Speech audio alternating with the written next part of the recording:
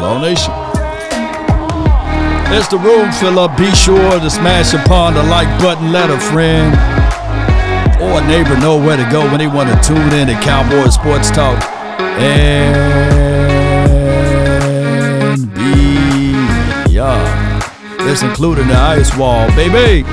Appreciate you guys so much for tuning in. Jerry Jones is Jerry Jones. Ezekiel Elliott return? Huh? What? Come on, y'all. And on top of that, you must be out of your goddamn mind. Terence Steele, swing tackle. We're going to talk about this one way or another. The name, Law Nation. Yup. Mama said there'll be days just like this. Come on.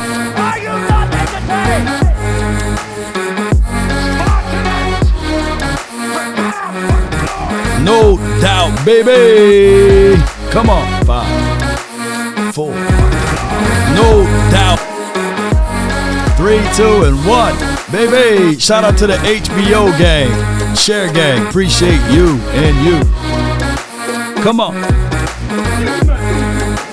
Hey. Come on. 5, 4, 3, 2, 1.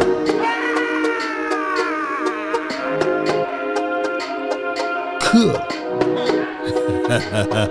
What's good, baby? Appreciate y'all so much for being part of this episode. And of course, if you guys don't know, my name is Law Nation, and we talk football and beyond. And I really appreciate you guys so much. The offseason is long, but when you are a Cowboys fan, you will forever have content to talk about.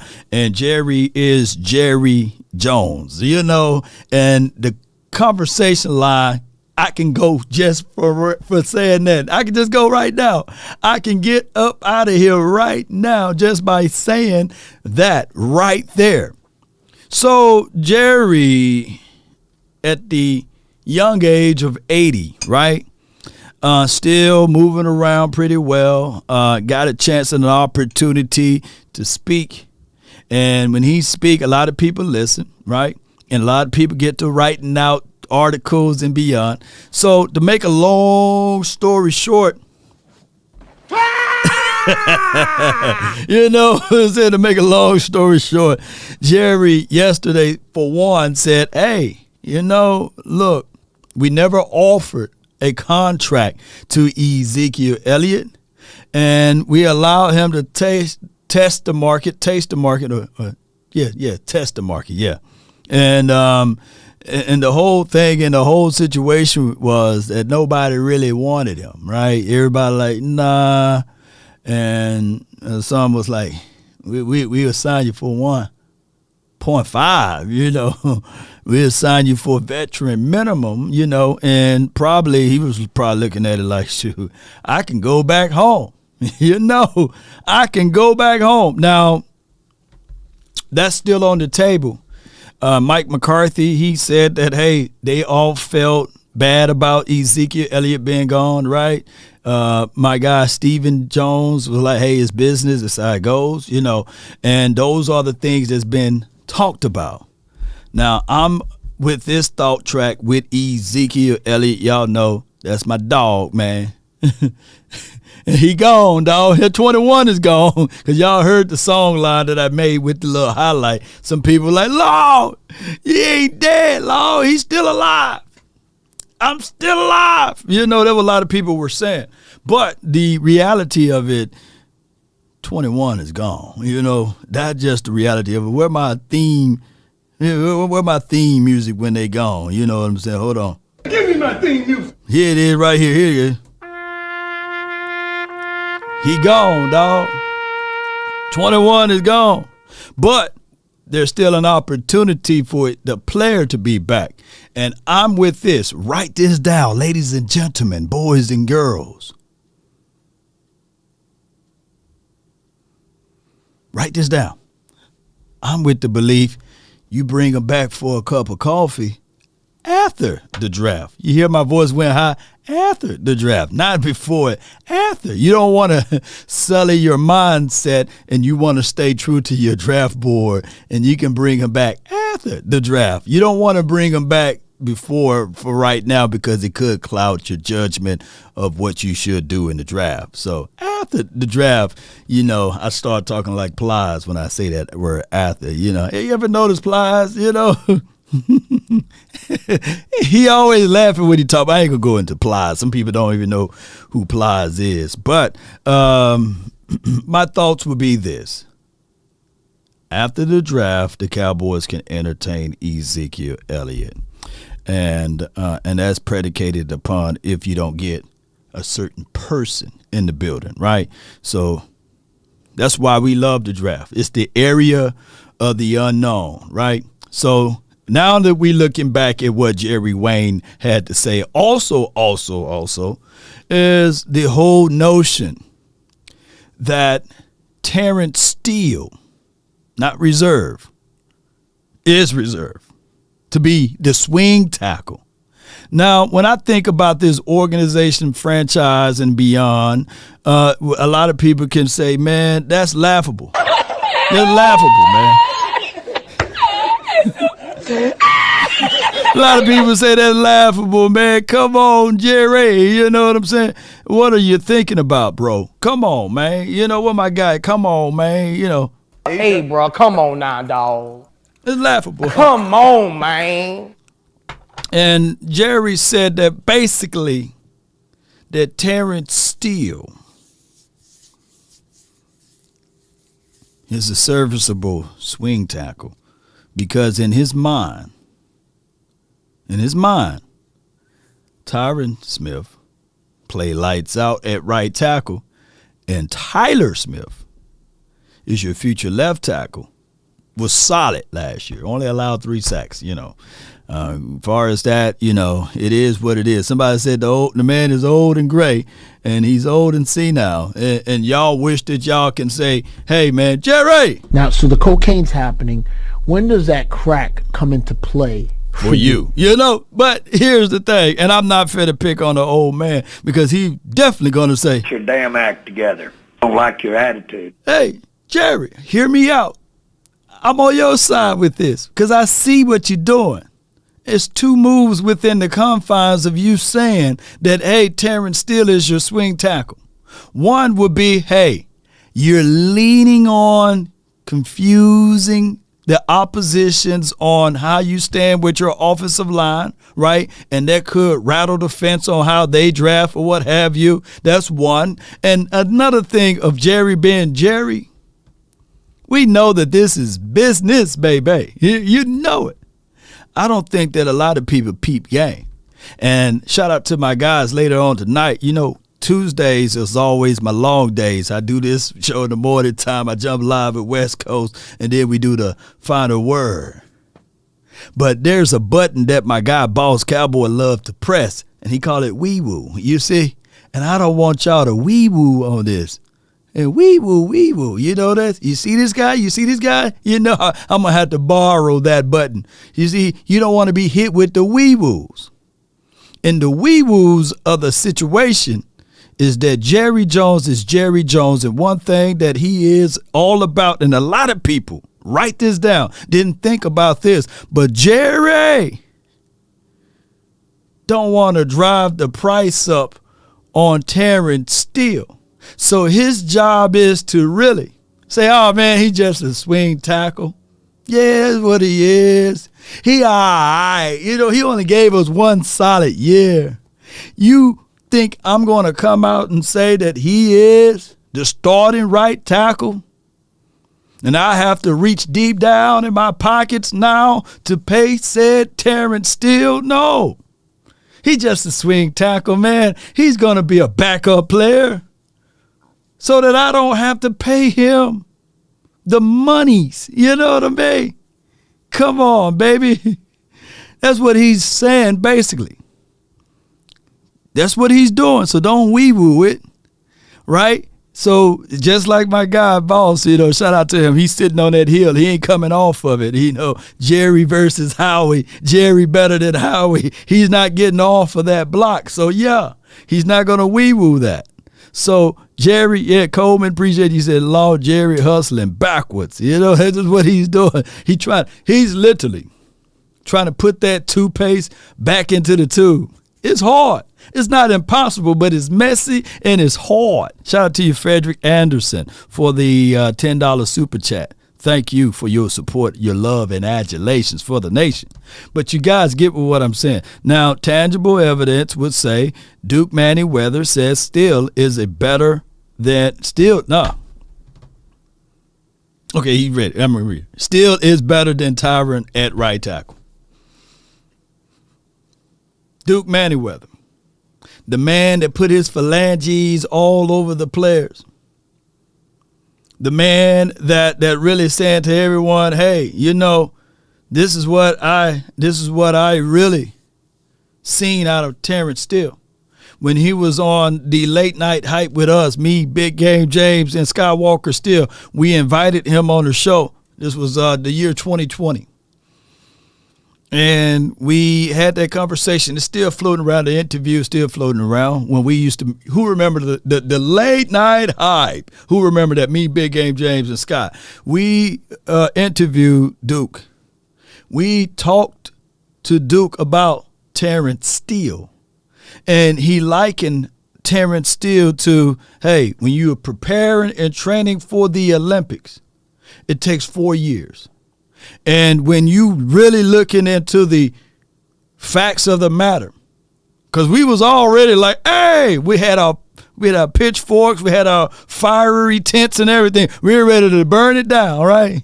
And he was sitting there, Duke was sitting there with a straight face saying that, hey, when you train for the Olympics, it takes 4 years. And what we want is for somebody to be Olympic ready year 1 or year 2. That's not feasible. You got to wait for a said player to get up to snuff. And we were sitting there like, man, at the time, we were like, man, yeah, that's cool and all, Duke. That's cool. That's cool. That's cool. But we ain't waiting 4 years, dog. Come on. And Big Game James, he don't hold back. Dog, we ain't waiting 4 years, dog, We need to win right now. How Big Game James, he's the best interviewer out there. Asking questions, though, by the way. He ain't going to lay it up. Big Game James, I mean, he's the true interviewer. You know what I'm saying? So if you're ready to know what really on the fan base mind, let him interview you. You know what I'm saying? Let him sit you down in the chair. But neither here nor there. Jerry, get your act together. If it's from Brandy, this is Jerry to you, though. Get your damn act together. Yes, indeed, but I feel you. Yeah, Big Game James don't sugarcoat none. You know what I'm saying? He don't do it at all. He'll be like, hey, man. We had to coach him up a little bit. Hey, Big Game, we going to have player on, and we want to make sure that you say it in these parameters. We want them back. Hey, man, no, I'm going all in on them. I'm going to ask them questions. I want to ask them questions. I'm like, all right, well, we got to lay it up first. Build, break, build. You know what I'm saying? Yes, indeed. I hate to be he's a hell of a coach. He'll be one of those hell of a coach guys, right? you need some improvement on your game, and then he just break you down all the way. He don't even tell you what you're doing good at. He'll just break you down all the way. But some people need that. But you got to be able to at least navigate a little bit before you get into the conversations of breaking down. But neither here nor there. Shout out to Big Game James. That's why he's one of the legends over here in these spaces. Nevertheless, all right, so back to Jerry Wayne Jones. How do you guys feel? Y'all think that he's just trying to drive down that price a little bit so that when they give the offer to Terence Steele, that it will be within reasons, right? John says, Law, you think the Cowboys need an edge rusher? I don't think we need one. But if one is available and he is the BPA, then you roll that way. You see. But let me get back to the topic here. But you're right. If it's BPA, best player available, you don't pass up on a Neil kid, right? You don't pass up on certain kids that you know for sure that even though you're great at a spot, draft again if they're available. Although you don't need, right? Don't fall into the traps of leaning on draft needs. Just go with BPA. Because draft needs or scheme needs will get you a Taco, will get you a Tristan Hill. And I'm not shooting those boys down, but draft need would also have you drafting up, trading up, sliding, passing up Luke Kuechly, right? To draft a Mo Claiborne, right? You know what I'm saying? So if you stick to your board, trust your board, wait where you're at, then you don't have to pass up a Luke Kuechly. You're right. We pass up Luke Kuechly. BPA. What you pledge, dog? Pledge BPA. What that is, dog? BPA. Best player available. So that's what we going to do. All right. So back to the subject line, and of course, BPA is within reasons, right? Within quality reasons or within the confines of not tunnel vision, because people like to do that, right? Like I talked about Kalijah Kancey, and I was like, hey, this dude reminded me, I'm not saying that he is a John Randall. That's big shoes to fill, by the way. But his burst and speed, acceleration from the inside, man, A gap, B gap, he can do that. 14 and a half sacks, from that interior. And we already got an Osa. What you want to be, Lord, the undersized boys? I thought we supposed to be the Cowboys. No. I'm trying to push. Let me see if I got some things right. Get out of the way, Terence Steele. You the backup now. Get out of the way. Get out of the way. Get out of the way. I'm trying to get to the quarterback. And by all means necessary, I want to win, baby, But Lord, he's undersized. So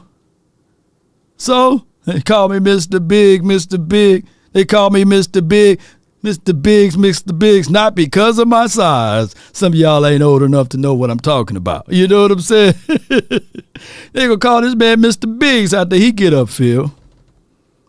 But here's the truths of it, right? With the 26th pick, if the Dallas Cowboys select Mozzie, because the film analysis is going to come out today. I finished up the video. I got to put up some few finished touches on the video. But even if the Cowboys go and grab a Mozzie, I'm going to give you guys the analysis of Mozzie. Right? Two different types and styles of defensive guy. One, for example, Kalijah Kancey, 14 and a half sacks, right? And he can get the runner back down on his way to the quarterback. Mozzie, in his collegiate career, his entire college career, I'm going to give him one, but it's recorded that he only had a half of a sack. One sack, technically. I'm going to give him one. But officially, he only had a 0.5 sack in his career, right? So 14 and a half sacks, 0.5, you know what I'm saying? Which one you prefer? But if you're only looking at it from a tunnel vision, you would say, hey, Kancey is a whole lot better, right? No. You just have to look at it, two different styles of positions, two different styles of techniques, one playing one can play three as well as can be a two-gapper, right? And one is just going to be vertically shooting the gap, getting up to the person, right? So that's just how it goes. And none of those guys, collectively speaking, had a Parsons on their team, had a Trayvon Diggs on their team, had a coach like Dan Quinn. So it could be somebody, it could be Benton. I hear my guy MJ keep telling me, Benton. Yeah, Benton is nice. Right, so it's so many things, man. He said, why your hand shaking? It's the power, Sam. The power. But let's listen to some of this audio from the Cowboys.com. Shout out to those boys for interviewing Jerry, and then we'll move right along and get things going the best way possible. Appreciate y'all. Love y'all. Waiting whether or not we could justify financially in the whole financial picture a possibility of bringing on a free agent. And in most cases, we're always felt pretty confident that if we got the pot right, they'd love to be a Cowboy. And so I think it's reasonable to think that you can look at it from afar. You can really evaluate the player. And if he would really help our team, then we've got a decision to make then. Do we want to do we want to allocate that kind of money to it? Now, these are long-winded ways of saying, can we get it done for what we think the right thing for the team is? We couldn't get it done with him during the season, our receiver in Houston. We couldn't get it done. We knew about him because our receiver coach coached him. And we knew that he had a big-time potential answer for what we needed. But we couldn't get it done then, and so, but he was logically, when the season was over and we got in this free agency, then he was a perfectly logical way for us to look. But then both his team as well as him were in better shape to look at us. How reasonable is it to look at Cooks as if he's kind of a replacement for the departed Amari Cooper? Shout out to Mike Fisher on this question right there. Because if you guys could see the visual, because I can't show the visual, but I can play the audio. Shout out to 105.3 The Fan, as well as with Mike Fisher, Cowboys SI, and DallasCowboys.com. Mike then reached around and threw him a curveball because Jerry had to do like that. Jerry, 80 years old, man. Amari Cooper wasn't on this team last year. So when he threw that question at, this the version of Fisher that we all like. We don't like the other version of Fish, but this is the version of Fish that we knew growing up, watching the Cowboys for the last 20 years or such, right? But, hey, Jerry was like, hey, yeah, not. And then he was like, hey, how about this Brandon Cooks deal of replacing Amari Cooper? Jerry had to go way back at his mind and say, this motherfucker's not good. You can see it on his face, but let's listen to what he had to say. Oh, I think what you want Cooks to do is what Amari did for the overall passing game, not only in the production, which you counted on with Amari, but also the room he opened up for the other receivers. And those two things, because of Cooks' speed and because of just his route running ability, he does that for us. Are you better? So now we all know, like, come on. We know for sure. It was no shot of a doubt, or it wasn't no reservations in our minds that the Cowboys needed another wide receiver. Now, I'm not taking away from CeeDee Lamb, but us naturally understanding the situation that CeeDee Lamb was in his third year last year. Third year last year. And we like to do, like somebody commented earlier, hustling backwards. Yeah. Matt Batten says, how are you doing today? You're the best. Love you, Law. Appreciate you. Much love to you as well, Matt. So when we talking about the Dallas Cowboys and their receiving room or what have you, a wide receiver in his third season or what have you, and we are expecting, because we as fans, and let me put the camera back on me, we as fans have unbelievable expectations. Unbelievable. And when the reality meet the expectations, for those who had that unbelievable expectation, they get mad. And they either point the finger at the quarterback, point the finger at the player, the wide receiver, They point the finger at the analysis from the coaching staff or what have you, and never go into the details of just thinking. Just sit back and just look at the team on how that expectation was just unrealistic. You know, just wasn't realistic, I meant to say. It just wasn't realistic. Now, could it? Yeah. Could it? Yeah. Could it be that I never boxed before professionally? That if you put me in a ring with Mayweather, I'm about, right at 201. He's 150 something, So will it be that Law can he at least hit him one time? Maybe, yeah. But will Law win? None of the expectations. But Law's bigger. Law's a little younger, right? He should be able to knock Mayweather out. No. But before I get knocked out, I'm going to try to grab him and hold him, you know what I'm saying? Hold him and grab him. But we will have these expectations, and the DallasCowboys.com, the 4-letter, the 3-letter, would tell you, yeah, man, this was a very good team. So now we're looking at it like this. This team should be X, Y, and Z. So now when we look back at it and say, Lord, what happened, dog? You know what I'm saying?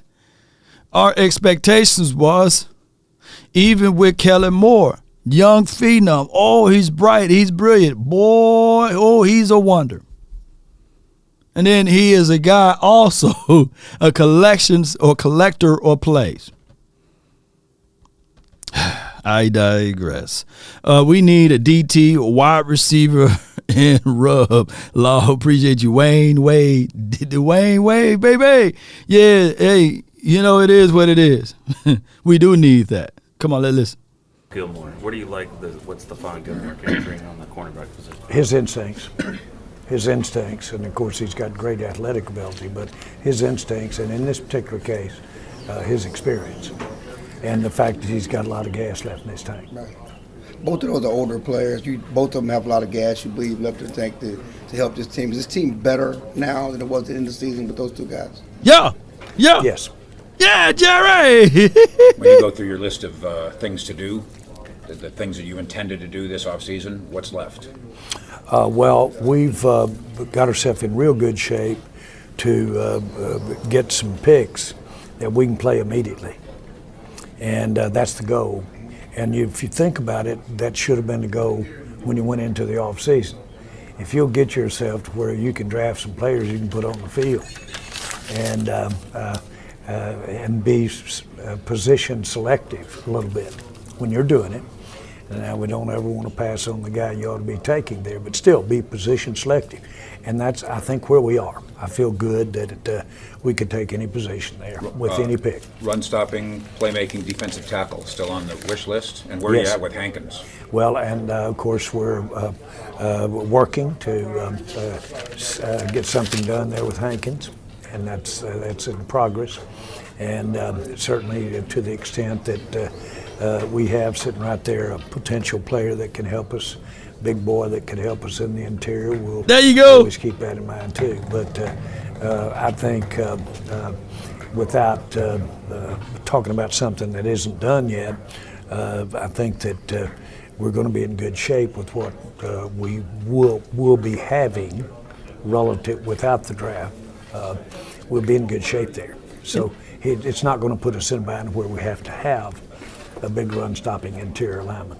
In these recent years in free agency, you've done smart moves, addressed positions, but hadn't really made the splash that you were able to this offseason at this point. Can you speak to that, just what that does for? Hey, look at my guy right here. This just popped up on my news feed. David Moore, because today Mike McCarthy will be speaking today. And, of course, they didn't release it in the audio, but we can read it, right? Football is an easy game. If you want your guys to play fast, give them less responsibilities. Let me just give them. That's for last year. We had these guys having too many responsibilities. That's where the secret sauce is in putting together a good offensive.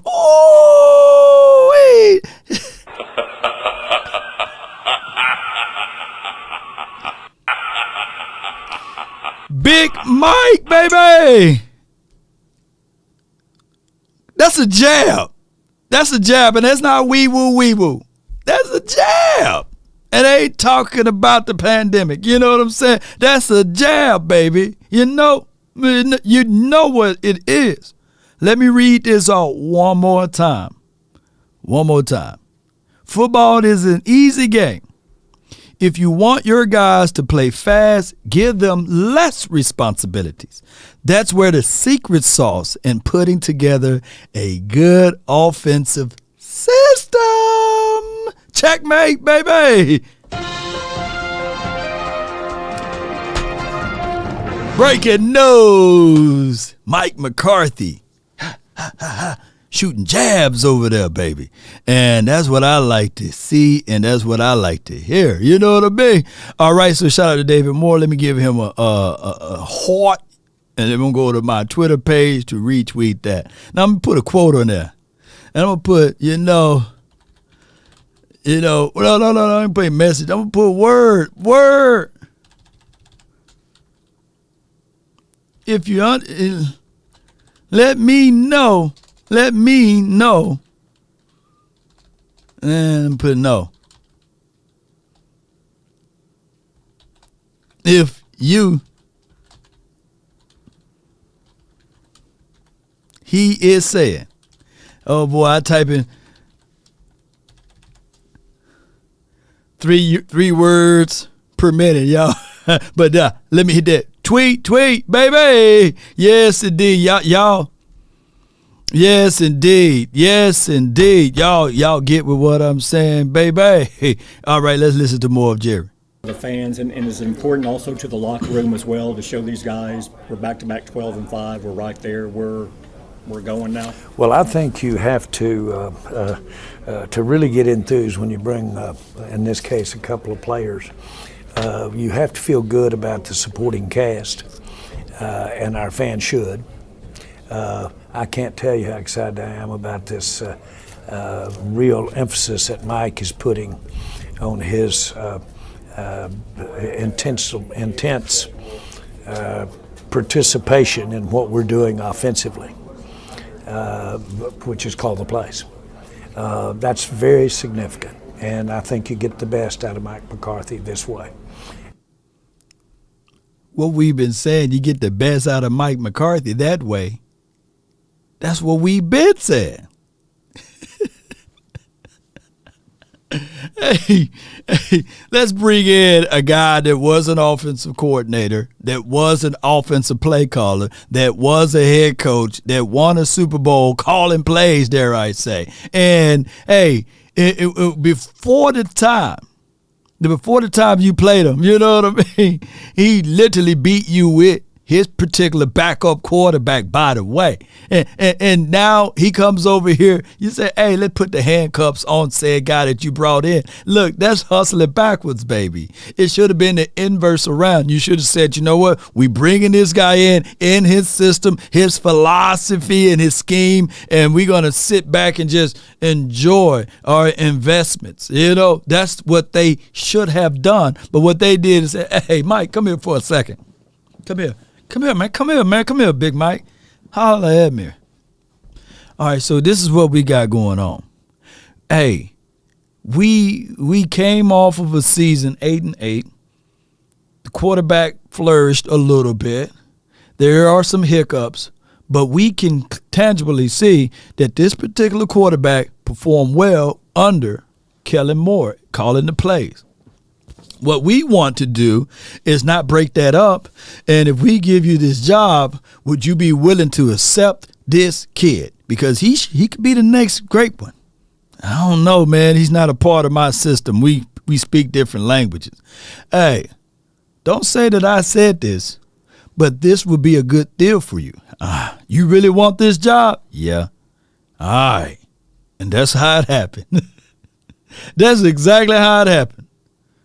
Yeah, that's how it happened. Nah, Law, it didn't happen that way. He came in saying, yeah, let me get a foreign object, a person that I'd never seen before, that don't even have any relations to what my scheme, my system, my philosophy is all about, and I want to bring that same foreign object in. You know, it's true. There's not a single person that when they buy their house, right, or when they buy something that they own, right, or they use something that they over, like to bring in different philosophy. No. You make it yours. You do. You don't make it theirs. You make it yours. Well, that's a story of another day. It's going to go over a lot of people's head. But listen to more what they have to say. And it was propitious to do it at this time as opposed to if he'd just coming through the door.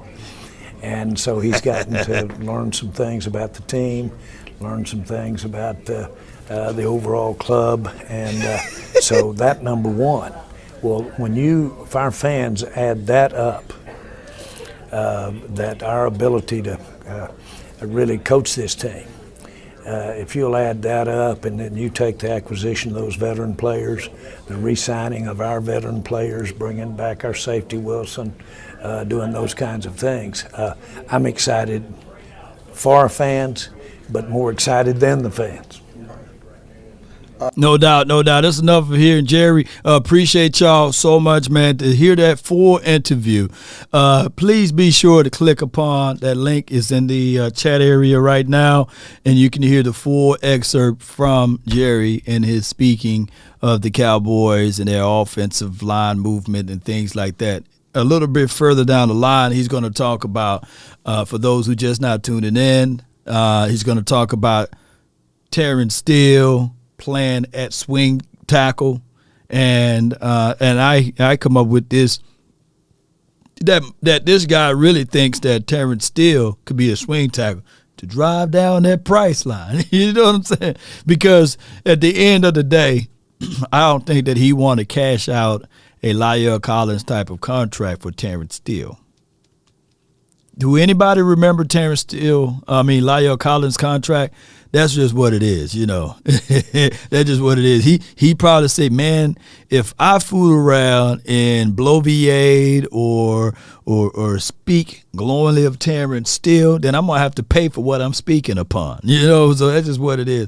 All right, so in other news and notes right here, we do have this notable guys that were pretty much gone from this team. Let me see. Boom. And let me know if you guys can see this on the screen. Notable guys, and this was from Good Morning Football. Brandon Cooks. These were notable Cowboy moves. Stephon Gilmore. Zeke released. Noah Brown. They put him as a notable guy that's moved on from this team. And Connor McGovern. And then, of course, we tagged Tony Pollard. Let's listen to these guys over here right quick, just for a quick second. Boys, they have also acquired former Defensive Player of the Year, Stephon Gilmore. They tagged running back Tony Pollard. On the flip side, they released Ezekiel Elliott. They lost Noah Brown to free agency. So, guys, what do we make of the Cowboys' offseason plan of attack so far, Jason? I've enjoyed it, and I think we just hit on Brandon Cooks. We talked about Stephon Gilmore coming over.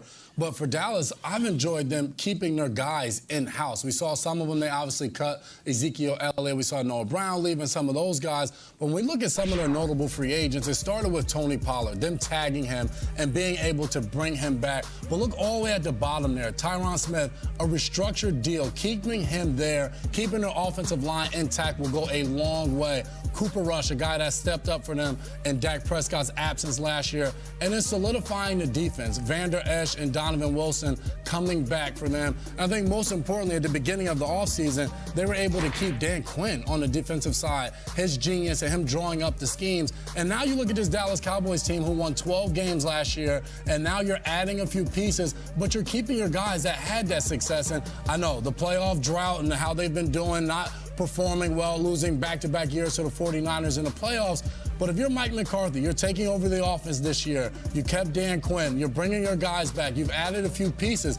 This is a team where you start to feel good about them. I know every offseason we do, but for them, adding veteran pieces that can help you figure out how to win in those crucial moments, I think will go a long way for this Dallas Cowboys team. So I'm excited at the moves that they've made this offseason, as every Cowboys fan is around this time of the year. But you should be excited. You've made the right moves that you were supposed to make, and we'll see where it lands them. All right, so, hey, we won a playoff game, and then he said we made the right moves. Speaking of the right moves, the future is right ahead of us, and we got to take hold to it, all right? So here's the thing, and I echo what he said. This will go a long way. Todd Archer just reported that Mike McCarthy said, and I can't wait to hear the audio version of what this is all about so I can get more and more context, but sometimes reading will open up to more and more thought tracks about all what he's saying versus just listen to the audio. He says a focus for Mike McCarthy in pass protection. Dak Prescott was sacked 20 times. Cowboys were 28th in pass block win rate, according to ESPN analytics. My goal, and this is a quote from Mike McCarthy, my goal is for Dak Prescott to play 20 games next year. If he played 20 games next year, obviously, we'll be right where we want to be. Let's go. So if he wanted to allow Dak Prescott to play 20 games, everything got to start up front. Keeping your quarterback upright and being 28th ranked in pass block win rate, your quarterback is going to get hit around, and that's a lot of masking that you have to do in order to win 12 games, right? And, of course, 4 out of the 5 games were won by Cooper Rush, who is still in the building, by the way. So when you have that type of skill set from your quarterback play to still be able to win 12 games collectively, as a head coach, you say, okay, how do I better my best? And how do I minimize my weakness? 28 ranked? That's damn near bottom. So we're going to have to come to Jesus meeting, have everybody sit down and say what went wrong. Joe Philbin, you my boy. Let me holler at you right quick. We're going to have to let you go. Why? Well, you didn't really expound on pass block win rate. Hey, it's not my fault. 4 out of the 5 guys were hurt. Well, everyone have a reason, but results are what matter. So there's the door. And on top of that, hey, when we ran the ball, it wasn't efficient. Well, it was the system that was installed by Kellen Moore. Well, I tell you what, why didn't you override Kellen Moore's situation? Why didn't you go into those meetings and these sorts of things? You know what happened, Coach. Well, unfortunately, I don't. So therefore, there's the door. And by the way, we get rid of Kellen Moore too. We're going to bring forth a system that's tangible to what we like to do, and that will be West Coast scheme. He put out another tweet. Appreciate you, one-handed bandit, baby. Appreciate you, man. Let me see what he said, man. I got some eyes out there, baby. Boom. Let me see what he says. Mike McCarthy said that the run game plan is set. They're still cleaning up some pass protections, and they've started on pass concepts. It is time now to trim them down. He said that Prescott will be involved in some of those discussions with him. Brian Schottenheimer, Scott Tolzien. Okay. So overall, there's some game plans installed, and they will clean up some pass protection stuff, and they started some pass concepts. Okay, good. So we had some issues with concepts, like if your X receiver is covered over the top end underneath, who would be the guy of your leak out valve? Who would be the guy as far as a concept? Not just having 4 guys to run a certain depth to curl back in from a stick perspective, right? So now when we look at all of this, Cowboy Nation, we would say to ourselves, think of it in this fashion. Concepts, principles, scheme, systems, concepts, principle, system, schemes, concepts, principles, system, schemes. Write those things down because we really didn't have a unique concept, principle, system, scheme. So when you have those things, then boom, it doesn't matter. I'm going to naturally, when I see that it's a cover 4 quarters or what have you, I already have a concept or a system, a principle or a scheme to attack said thing, right? And it's just what it is, y'all. And we didn't have those things put into place, regardless of how people want to go back and forth with me. You know what I'm saying? That's just how it is. But when you have it like that, then those things will be more tangible and say, hey, then we can have the quarterback to sit down and say, hey, why did you throw the ball there? But hey, do it again, and there's the bench. Why? Because you deviated from the concept. You deviated from the principle. You deviate from the scheme. You see what I'm saying? So those are the ways that you do things. It's kind of like when you're doing math and you came up with the right answer and you presenting your paperwork and you may have scored 100. You may have won that day. But the next day the teacher calls you up and say, hey, can you break down why? And then you sit there like, you got me, teach. I cheated. I don't have a TI calculator on me now. All right? But now they got Chat GPT and they got a whole bunch of other AI software that really, technically, you can get away with all of that. Modern day people are a whole lot advanced from what we grew up at because we didn't have, the best thing that we had was TI calculator. But now, you can get away with a lot of stuff.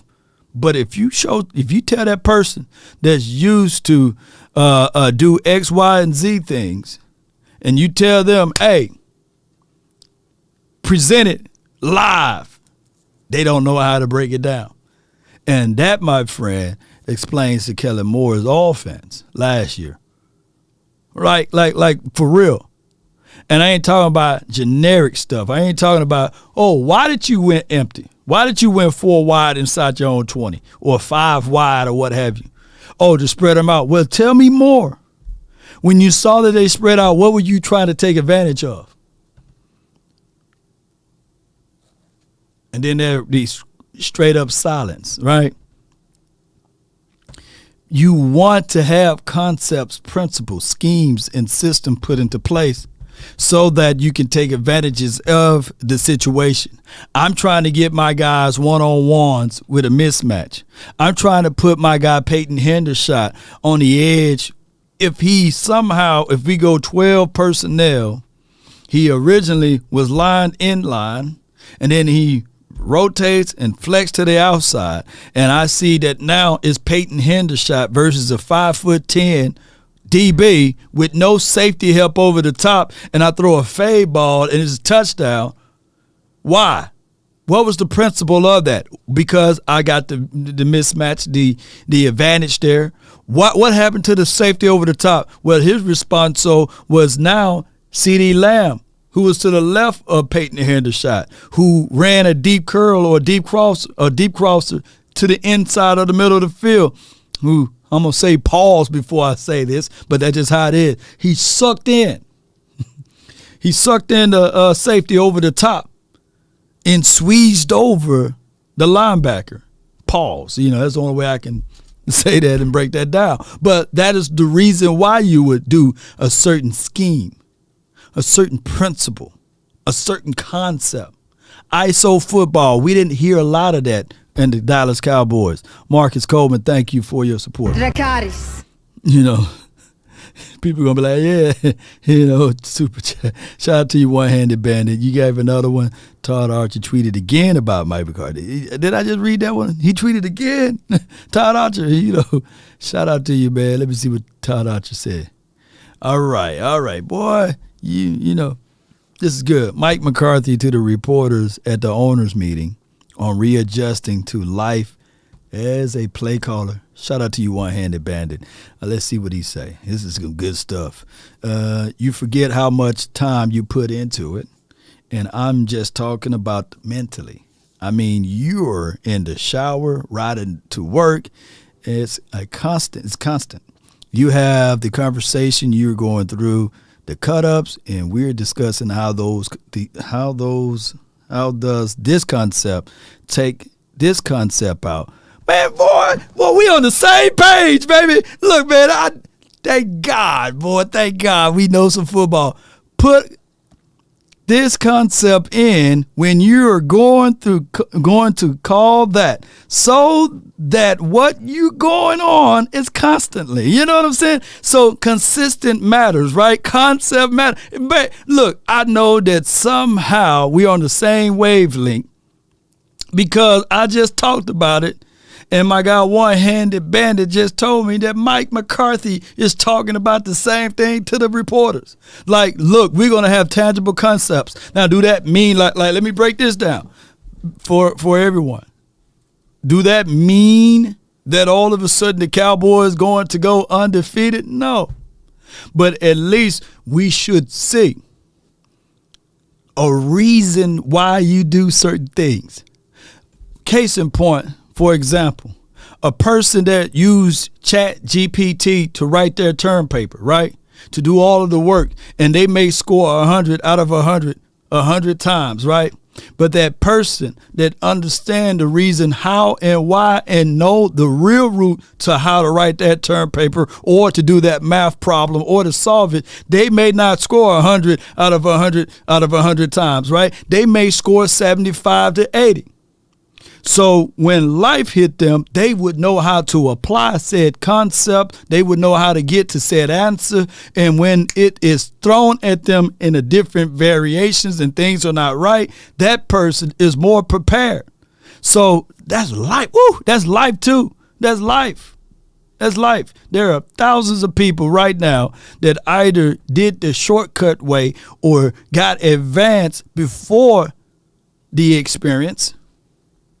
And they are thrusted into a position, they are thrusted into a spot, and when their number and their name is called, they might got away with it for a few days. They might have gotten away with it for a few years.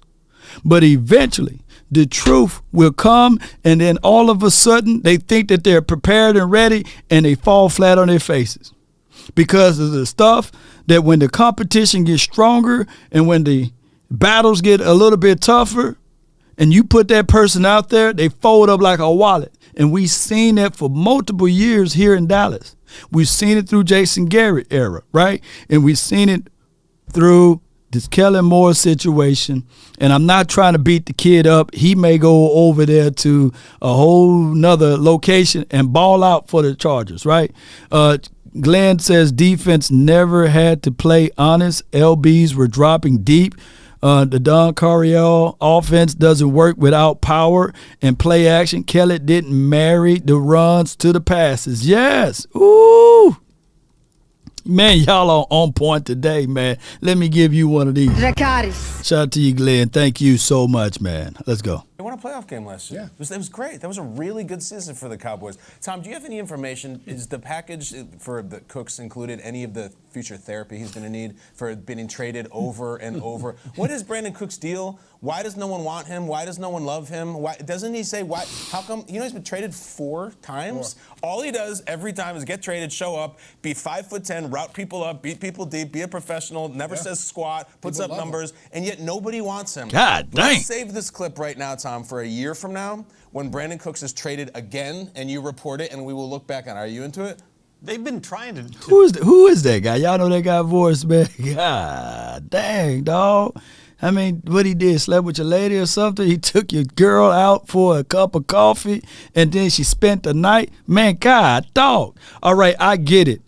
All right, so when you look at everything, yeah, he's been on multiple teams. Look, even I myself didn't like the situation when I thought that it was $26 million and when I thought that it was $18 million. Like, but then when we got the true facts of the matter, $6 million, shoot. It had a little tainted thoughts even when it was at 12, but I was like, man, but you're getting the upside. He's better than Noah. He's better than Jalen Tolbert. He's better than most of the guys that we had in the wide receiver room. Kyle Brandt, what did he do in his life, right? God, Kyle, what's going on? You need some milk or something? Come on, man. God, dog, talking about therapy sessions, But, hey, at the end of the day, Kyle. Hey, man. I ain't mad at you. Ain't mad at you. Ain't mad at you. I ain't mad at you. This dude been burnt, you know what I'm saying, by the Dallas Cowboys. And I feel that there's always should be one person in these type of shows over optimistic, and then there should be one person pessimistic. I get all of that. But come on, man. Come on, Kyle. You must be out your mind when you don't add the context to it, and you go back and look at it, and especially think about it in these lights, that when Brandon Cooks was on the Patriots, and I think that was the year that they made it to the Super Bowl, right? He got knocked out of the game. It wasn't his fault. The Eagles knocked him up out of there, right? The man was laid out like Family Guy with that concussion. And then the following year, they was like, hey, man, the money, man, dog. Hey, man, the money, man, the money, And then I think they traded him away. And didn't he go to the Rams? And then from the Rams, or did he go to the Saints? I could be off for my years, right? He started off with the Saints, right? Got traded to the Patriots. From the Patriots, went to the Rams. And from the Rams, he went to the Texans, right? But all of those stays, man, you can look at it and say, yeah, he's 5'10". Don't dog the man height and size and stature. But he wasn't an issue on the field. He just had bevies of injuries. Had nothing to do with, hey, is this dude can fit? Yes, he can fit. But it wasn't his fault that he got hit and was laid out. And when it was time to re-up and pay up, the team's like, hey, I might as well get something back in return. It was just a matter of circumstances, right? All right, so let's leave it alone with this dude needing therapy sessions. If anything, this should be beneficial for Michael Gallup. This should be beneficial for Jalen Tolbert. This should also, believe it or not, like Ripley's, be beneficial for, dare I say, CeeDee Lamb. All right, let's go. Trade Brandon Cooks for a year now. Always. Which is amazing because the Texans, they initially redid his contract. Yep. They shaved off the last year because he was unhappy there. Okay, then a year later he's unhappy again, so they extended his contract, gave him a bunch more guaranteed money, which made him untradeable. Now you finally have to do basically just a complete salary dump on the guy. He still can run. Yeah. That's Brandon Cook's primary skill. He's got speed, and you cannot buy speed. Well, you can. You can give $12 million for Brandon Cooks. $6 million. And they got one. That's exactly what he does. So, ladies and gentlemen, even if I played for the Washington team during that time frame, I would want to be traded away and traded out of the not Washington team. But even if I played for the Texans, I meant to say, somebody threw me off when they put Washington. Jeff, yeah. So even if I played for the Texans, I would have wanted to be traded out of there. You know what I'm saying? Come on, man. That's the Houston Texans. I only know one Houston Texan fan. His name is Eastside Harold, and he spent most of his days here. He's probably somewhere in the lobby area now. How many true Texan fans really are there? Are there should the Texans fans collectively technically be the Tennessee Titans fans? Come on. It just reported that the Cowboys are looking to put Terence Steele at left guard. Hey man, who got that? Who got that report? Tropical. Let me see. Terence Steele at left guard. Let me see. Who's saying this, man. Come on.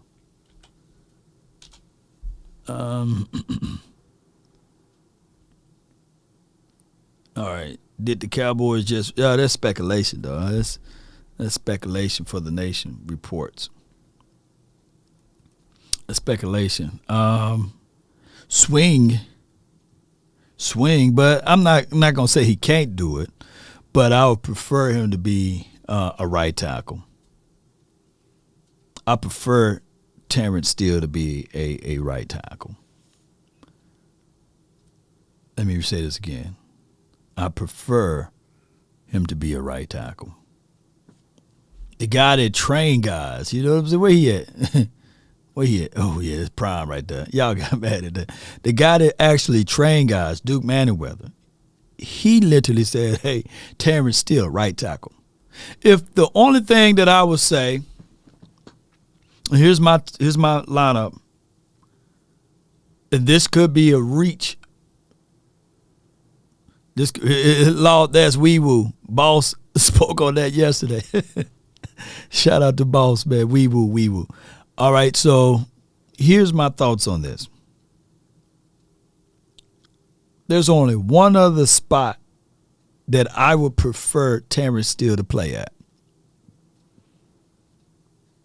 And that's predicated upon what we do in this draft or what have you. And that one other spot would be left tackle. Although I think that he's a better right tackle than left. But if you're going to make that move early, right, so that he can play to the left side, because switching from right to left is a difficult task. Hear me out before put that butter knife down too. Put that butter knife down. Don't shank me with it. And while I'm talking about this, let me explain. And Kalijah, get out the way. We're talking about this swing guard, swing tackle now, since he got a new spot. The only reason why I would say for my guy Terence Steele to play left tackle would be if you slide Tyler Smith back inside at guard. You keep Tyler Biadasz at center, of course. Zach Martin, he's off his furniture. And let's say with the 26th pick, the Dallas Cowboys select Dawan Jones, and he's a right tackle fit. Then you would say, okay, I'm going through the growing pains, and I'm going to go ahead and put Dawan Jones at right tackle. And I'm going to use the old saying from Tony Romo, right? I don't give a dog about the right side. I can see the right side. It's the left side, the blind side that worries me. That would be the only reason, right? And then Matwell, let's go, can be your swing tackle. I will roll with that. And especially with this West Coast scheme and system and everything of that nature, I would absolutely roll with that. Juxtaposed to Tyron Smith at right tackle. Zach Martin at right guard, of course, he's off his furniture. Tyler Biadasz at center. And whoever, Terence Steele at left guard, and Tyler Smith at left tackle. I wouldn't want that, ladies and gentlemen. And that's just my thoughts. Believe it or not, I could be 1.5% wrong, right? But who am I? I'm just Law Nation, man, a content creator. At the end of the day, I'm just a content creator. But my eyes, 9 times out of 10, don't deceive me on those things. So that's how I look at it, ladies and gentlemen. But in this draft, in the first 2 rounds, for these last 3 to 4 weeks, I'm leaning on either drafting the interior defensive guy or defensive guy in general. But first and foremost, we got to, in the first 2 rounds, draft an offensive lineman. It's just pointing fingers right at it. I don't want us to be going into 3rd and 4th talking about, yeah, dog, give him time. Hey, this floor and his ceiling is all nice and everything. No, go ahead, go in the earlier rounds or what have you. And we did the mock drafts, and according to PFF and everything like that, and the other draft grade things that they give us or what have you, we were able to scoop up Voorhees, right? In the 4th round. They gave us an A+ for that, right? Y'all remember that mock? So if you want future picks, then you can gamble a little bit in the 4th and the 5th for Voorhees and say, hey, dog, hey, get yourself together. Slim says, still is a run-blocking GOAT. Yeah, but, man, I want him on that edge already. I want him to pillage some stuff back, All right, so that's how we look at it. Tonight, we will probably do another mock or what have you. Still can pancake people. Yeah, but, it's a whole different world from sliding him back inside. And I'm looking at still frame. Still frame speaks tackle. Even his frame speaks tackle. And I'm not saying that he can't, but I'm saying that he shouldn't. He shouldn't. And here's another thing, too. Hear me out. Let me go back to the highlight. Why would you, as a $1 billion organization, take a guy that's coming back from an injury and put him in a new position? And when he don't play up to performance, you want to wrestle him about the money. That would be work. That would be literally hustling backwards. Expectations still would be you would want him to perform at a good level at guard, but this dude coming off of an injury, recovering. That's the equivalent, ladies and gentlemen, taking a guy, and I ain't going to even say the name. I'm not even going to say the name, but taking a guy coming off of an ACL injury, right? And all he played was at the third option and saying, we want to elevate you coming off of an ACL, didn't have preseason, OTAs, off-season workout conditionings, and we're going to take you from being the third option to the number 2 option. I ain't going to even say the name. Can y'all put that person's name in the chat? Oh, everything going to be okay. We paid the person money.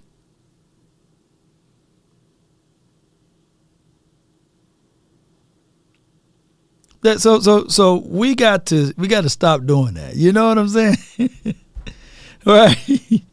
Hey, this dude coming off an injury. Let's elevate said person. Let's give him more and more responsibilities, more and more duties. Hey, he got money. He got money. Oh, we got to stop that for real.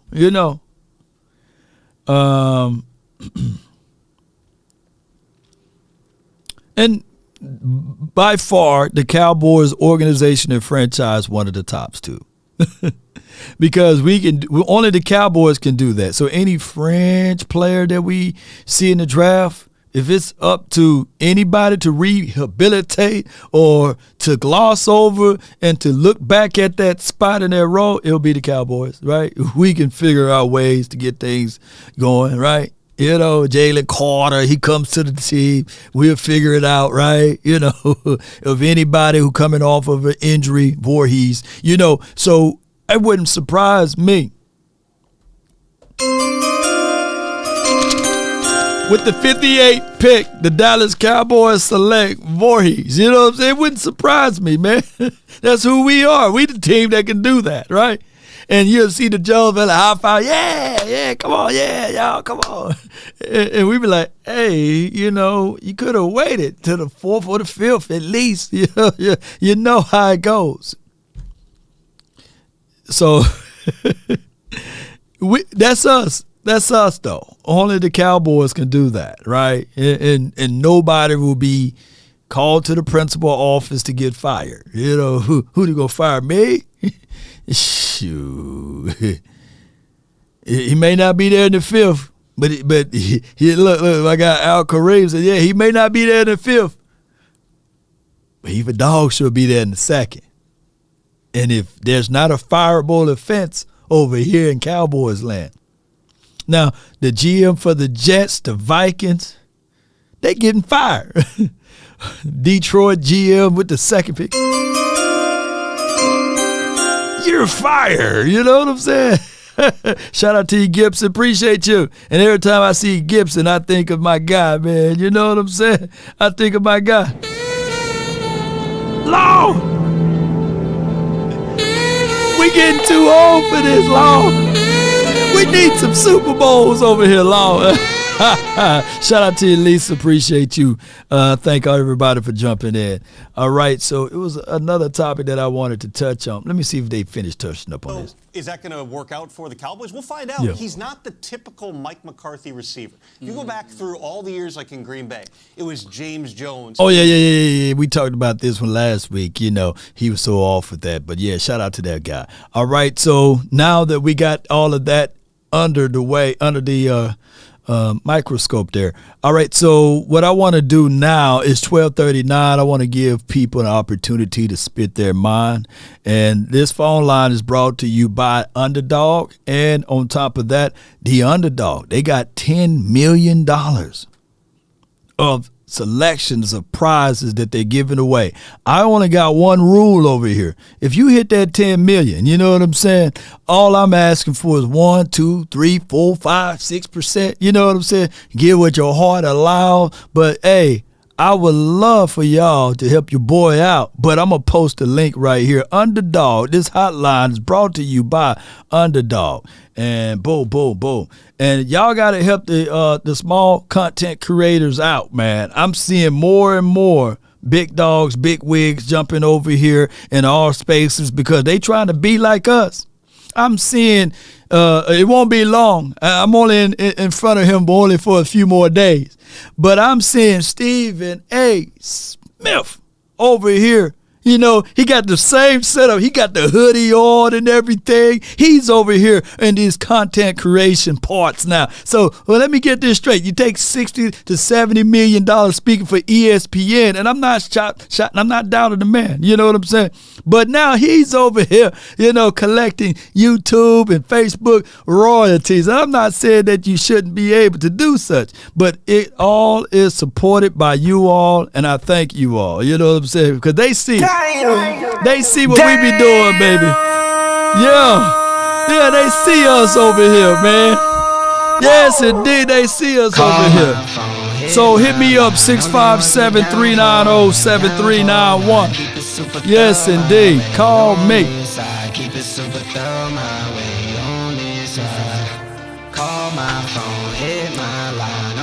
Shout out to Stephen A. Smith, too, by the way, though. But y'all see how it is, the underdogs, man. We the underdog. We the real underdogs, right? 657-390-7391. Keep in mind, we'll be live on The Final Word. That will be the last show tonight. Also, we'll have West Coast on around 6 or 7 o'clock my time. And Mozzie tape coming out today. So y'all be sure to look around. So it's going to be 4 or 5 pieces of content today. So we grinding today, baby. Tuesday is always the best day because I put out a lot of content on Tuesdays. All right, so we got the phone lines open. And there's something. 4 participants in the conference. Everybody, mama, uncle, cousin, please announce yourself. is over here now, y'all. You know, grab your spots, man. 657-390-7391. Everybody, man. So, and there's nothing wrong with, you know, Marcellus Wiley. I like his show. I like what he brings to the table. I do like, you know, listening in to those guys as an independent artist versus being under the spotlight because you see more freedom. My guy, Jay Pierce, says, keep up the good work, Law. 5 for the nation, baby. We're going to use that for the Oxnard Fund. I hope you and the family are staying safe and healthy. How about them Cowboys? You know, hey, I got you right here. I got you right here, bro. I got you right here. Spartans! What is your profession? Yes, indeed. The underdogs are now the big dogs. Marcus Bay, you're right. And speaking of that, I got my dog, man, from the 201 100 grand with the plan. Fam, you live. What's going on, my guy? What's Not going much, on, man. bro? Not much, man. Hey, man. You think we shown our hand, man? You think Jerry Jones shown our hand, man? No. With the offensive line. No, he's baffling us. You know what I'm saying? He's trying to play poker, right? Because I ain't no way in the world from his analysis, even at the age of 80, that he come up with Terence Steele as a swing tackle or leaking out that he's a guard. Come on, man. You know, at 80. But also, too, they don't know how to keep no secrets either. So they just let everything fly off the handle, too. You got to take that into account, too, man. That could be a plan, and then Jerry get up there, and then he just spill out the mouth. You know what I mean? If I'm Stephen Jones and them, I'm feeding him false information. So when you go up there and you get... Yes, indeed. The only person that I don't even stop to even think of something else is Will McClay. When I hear Willie, you know, I'm sitting there like, okay. I'm pulling out my pen, my pals, my tablet and everything, my pencil and everything. I'm keeping notes, man. I'm writing them down, you know. I'm like, okay, all right, he said about this, you know, he said this angle. I'm doing all of those things. That's a fact. That's a fact. You know, because I want us to build up that line, man. I think that's very, very important. It is. When you build up that line, that the offense and defensive line makes everything go. Nothing works without that. Nothing, yeah. So I get it. I understand. First round, they get a guard. First round, they get a tackle. That's not sexy. That's not great. Cowboys, what are you doing? But we got the best line in the league, and we able to do whatever we want. Come on, man. Remember back in the days, it was like we could put anybody in that backfield, and they get 1,000 yards rushing. You know what I'm saying? Yeah. Just be real. It was happening. Yeah, and to be fair, we are closer. Like we are pretty much one piece away. I'm gonna say one piece away on the defense to be elite. One freaking piece. I agree, 100%. We get a true big boy in the middle that can give you that push right up the middle. It's over. Yeah, it's over with, man. We need that push up the middle, that Vita Vea. We need that Vita Vea up the middle that's going to give you that push, and you ain't going nowhere. Yeah. You're not going nowhere. Yep. And here's the thing, though. And I'm looking for a known commodity. Like me looking at Mozzie tape, I like Mozzie tape, right? I like what he can do. But what I have my biggest reservation on, he got 0.5 sack for his career in college. And, or 1 sack. If you want to round it up, he got 1 sack in his college. Right. So when you go to the pros, they take all of the best offensive linemen that you ever played with, played up against, right? Yeah. Mm-hmm. That's how you draft work. You take the best and you put them on a team. So normally 9 times out of 10, that number don't grow. You know what I'm saying? It remains the same or get worse on the next level. So that's my only reservation. That's my only reservation. But outside of that, you good. But what you say too, Law, is who you playing with. Who you playing with, yeah.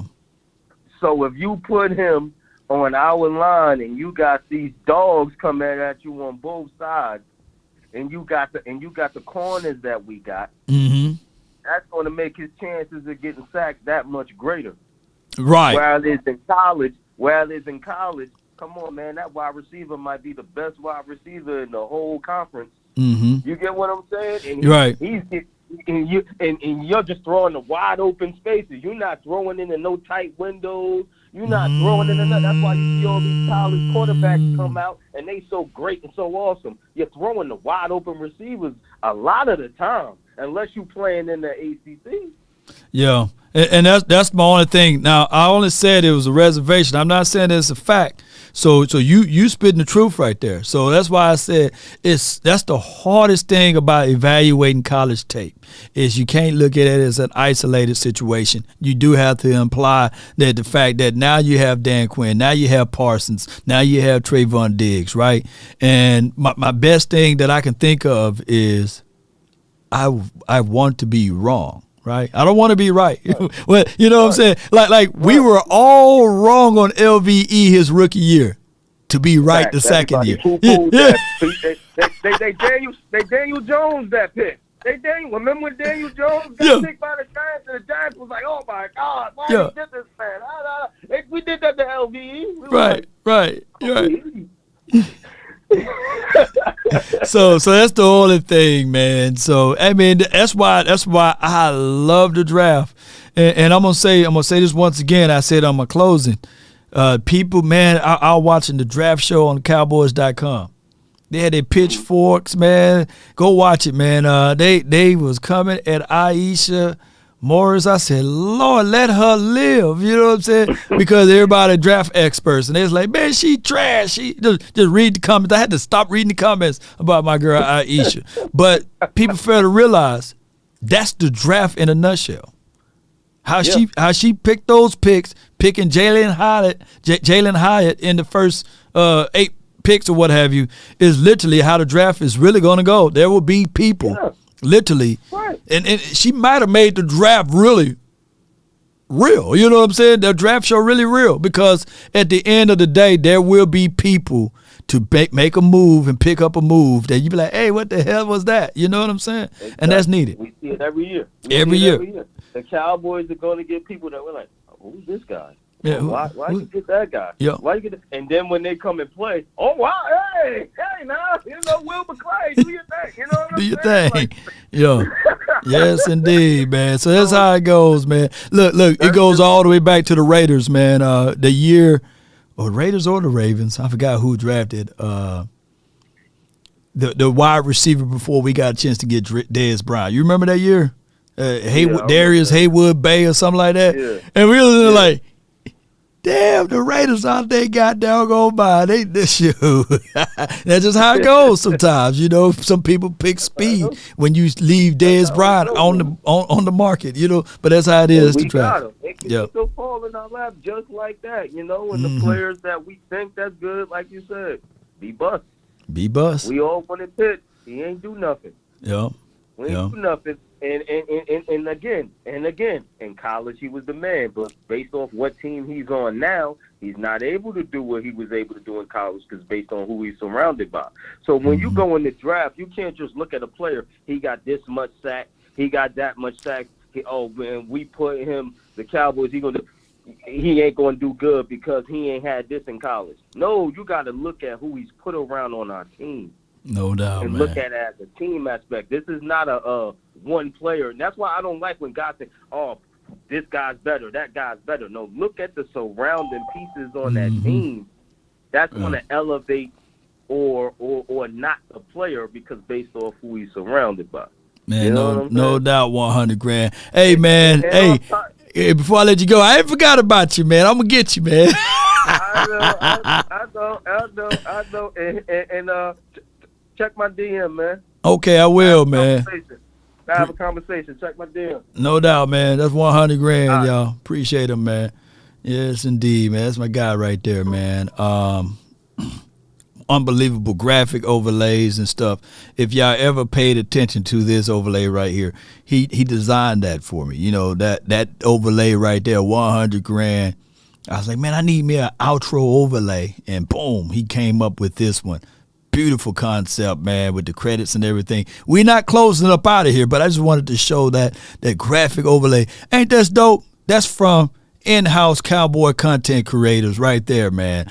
And the community is strong. I get a barber that does this, man, to cut my hair. You know, I got, people that know how to cut grass, you know what I'm saying? My lawn man, he's a Cowboy fan, Hector. So, hey, man, we a big community, man. And I love the nation, man. I really appreciate y'all. We got skill sets and everything. Maybe my tax preparer, maybe they can be a Cowboys person, No, I think she liked the Cowboys. Well, I'm going to ask her again. All right, I got my guy from the 562. You're live, Aaron. Yo, what's up, Law? Can you hear me? Yeah, I can hear you, fam. Oh, man. I just want to keep it short and simple. One, could you see? 100 grand made a great point. Like, don't just go off of stats in college because they said that about what's his name, Connor Williams. Was it Connor Williams? He didn't allow no sacks in college. But as soon as he comes to us, they be like, boy, that boy got to go. But to be fair to Connor, he was playing tackle, right? You know what I'm saying? They slid him inside, and Connor, we knew that he was light in the pants, but shoot, when he kick out, he get in space, he was quick, he fast, and he had some like Connor Williams. Connor Williams had some skill set, Aaron. You all right, dog? Yeah, I'm good. I'm Well, just at work right now. I thought you were driving and sliding off the road, man. I like, Lord. Nah, my bad. No. But to be fair to Connor Williams, man, certain guys that he put in bags, though, like Aaron Donald, never got a sack against him, you know? Like, he was kryptonite to Aaron Donald, you know? So, yeah, I feel you, though, but keep going. Okay, and then, so now can you see the Cowboys drafting like how they did back in the 90s? They was drafting so they can solely beat the Niners in the playoffs. Are we doing that this year? Or are we just trying to build a team from ground up? I don't think we're doing ground up builds, though. I mean, not ground up, but like they're just trying to plug and play. Plug and I think that's where we at right now. We on the plug and play side of things, and right now we are doing just that. We have a situation that we don't have a lot of holes for the 2023 season. Think about it, like on defense. We just need one spot, and it could be Mozzie, defensive tackle. He could be that guy, right? That's our only weakness. What's our other weakness? D-line and linebacker. Linebacker, yeah. Because you got LVE, you got Damone Clark, who's going to play that third back. Harper. You got Harper. You got and Parsons still a linebacker, right? You know, he haven't completely moved to edge. I think that they're gonna still have Dorrance Armstrong, Fowler, as well as Sam Williams, and then of course you got D-Law, right? So you technically got Parsons, Damone Clark, and LVE. If you draft, let's say, a linebacker in the 3rd or 4th round, you think they really gonna outperform Devin Harper, right? Jabril Cox, you think that they're going to even get starting reps or what have you? So outside of the first 2 rounds, it's a slim shot at those boys getting quality reps. Because even look, I hate to be crass though, Aaron, but even if you do draft a linebacker early, do you see the Cowboys benching LVE? No. Yeah. That boy gonna start. Yeah, they go. So that's how it goes. But that's all I got right now, Law. You know, I just want to, get your opinion on that. No doubt, man. Appreciate you. That's Aaron, dog, from 562. Yeah, I got somebody with some facts. Too broke to pay attention says Law Parson took more snaps at edge last season than the linebacker, and it wasn't even close. Yeah. And also, too broke to pay attention. Also, if you contextualize those numbers, how many linebackers we had on the field? Because we played big nickel. Can somebody put that down in the chat? How many linebackers when you play big nickel?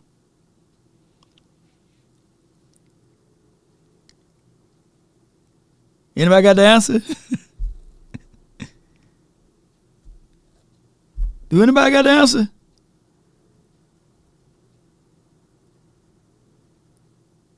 Traditional 2. Woo. Whoa. Oh my God. Right. So you have your 2 linebackers, and of course you have your conversions or what have you. You have J-Rock. He's going to be that other hybrid linebacker per se, but you're only rolling out the 2 linebackers. So when you playing that big nickel, you pretty much moving Parsons. He's still on the field, and technically, yes, he's your edge, but technically he is also your linebacker that's playing edge, right? And that's why I said this, and I could be 1,000% wrong, but that's why I think that Parsons in a 3-4 defense will have better numbers than what he got right now in his 4-3 or,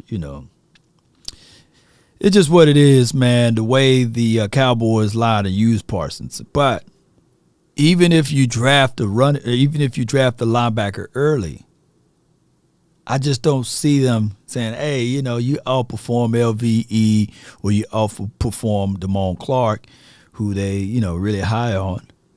And he's going to take those reps. I don't see that happening, and it could be the likes of Drew Sanders or Trent Simpson, etc. But that hype will fade away. The hype will fade away right by preseason time. And you'll be like, hey, man, that dude coming in, he good as a rotational piece. But, man, well, it's a waste of a pick. Just like the hype for even Sam Williams. Like, hey, he's going to come in, he's gonna take old boy's spot, Fowler or Armstrong spot, or what's the other kid, Basham spot. And we only seen a spoonful of Sam Williams out there. So this is how it goes, man.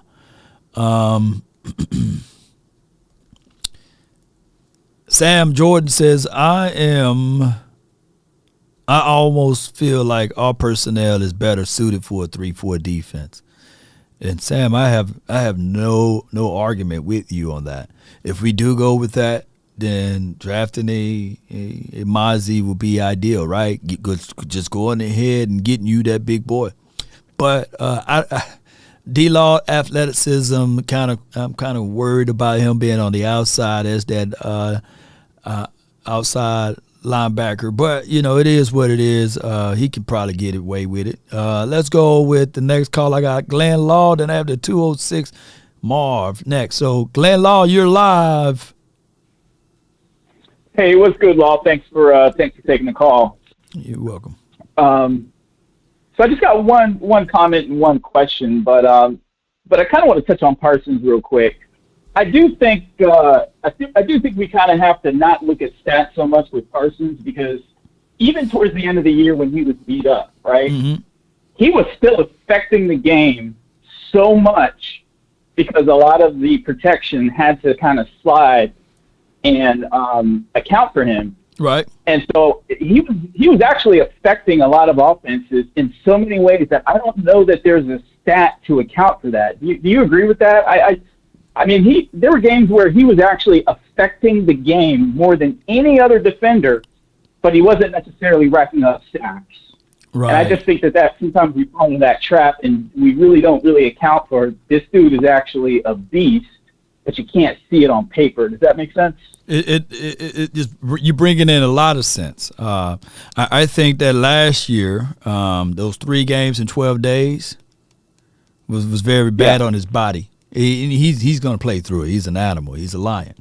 I think that the other part of the problem was the Cowboys got complacent a little bit with him, and they kept him to one side. Yeah. When you keep him to one side, then teams can navigate around that. They knew that, okay, he's on this side. Let's make sure he accounted for 2. And all of the offensive linemen, they widened out their stance, and they were able to get there, just get in the way, and the quarterback slid to the other side. So that's why when we were able to see like Sam Williams come in and that 4.4 speed on the opposite side, it was a mesh point that he was getting home every time. He's getting home, and I think he's, if I'm not mistaken, he's somewhere probably second in the team in pressures or third in team in pressures or something like that. Some crazy number, but he had a limited amount of snaps. Right. He's got that speed and power combination, and I can't wait to see Dan Quinn. And that's what I appreciate about Dan Quinn. He adjusts, right? When he sees that you're starting to figure him out, he'll switch it up and not get pigeonholed, and that's what I appreciate about him so much. But you guys were talking about offensive line earlier. Right. I think one of the things you have to think about is I think this offensive line is going to be better for really one reason, and that really has to do with the pass protection. I think Kellen would stress our offensive linemen out so much because they were always constantly on their heels, right? They never really got a chance to really tee off in the run game, and they never got a chance to really showcase their ability to impose their will. I think one of the things we're going to have with the offensive scheme now is that Dak's going to get the ball out quicker. And so I don't think that these offensive linemen are going to get beat quite as much on pass protection because I think, the ball's going to come out quicker, and I don't think that they're necessarily going to be sitting ducks, so to speak. No. And so I kind of want to get your thoughts on that. No. The concept will be run to open up the passing. And even with routes, your deep overs, your shallows, your posts or what have you, just simple routes. None of those options. Now, if you do have options, every team got options. It will be probably Ferguson, probably Hendershot in the middle of the field. And I would, believe it or not, I would love to play and keep some of the options to CD. I would keep literally some of the options with CD, depending on some of the ways. Like I think that CD in the middle of the field on some passing concepts, he worked it really good against the Green Bay Packers. I wouldn't throw away all of those options. I'll keep a few options, if that make any sense. Yeah. And I think so often last year that when you have like a tight end and CD running options to the same spot, that happened on more than one occasion, and that was just that's just bad. So I agree with you. Limit it to one. So here's my last question. I'll get your thoughts and I'll get off of here. When it comes to the draft, what do you think? My strategy would be to definitely not trade that first round pick, no matter what. Right. Pick your player, get that fifth year option.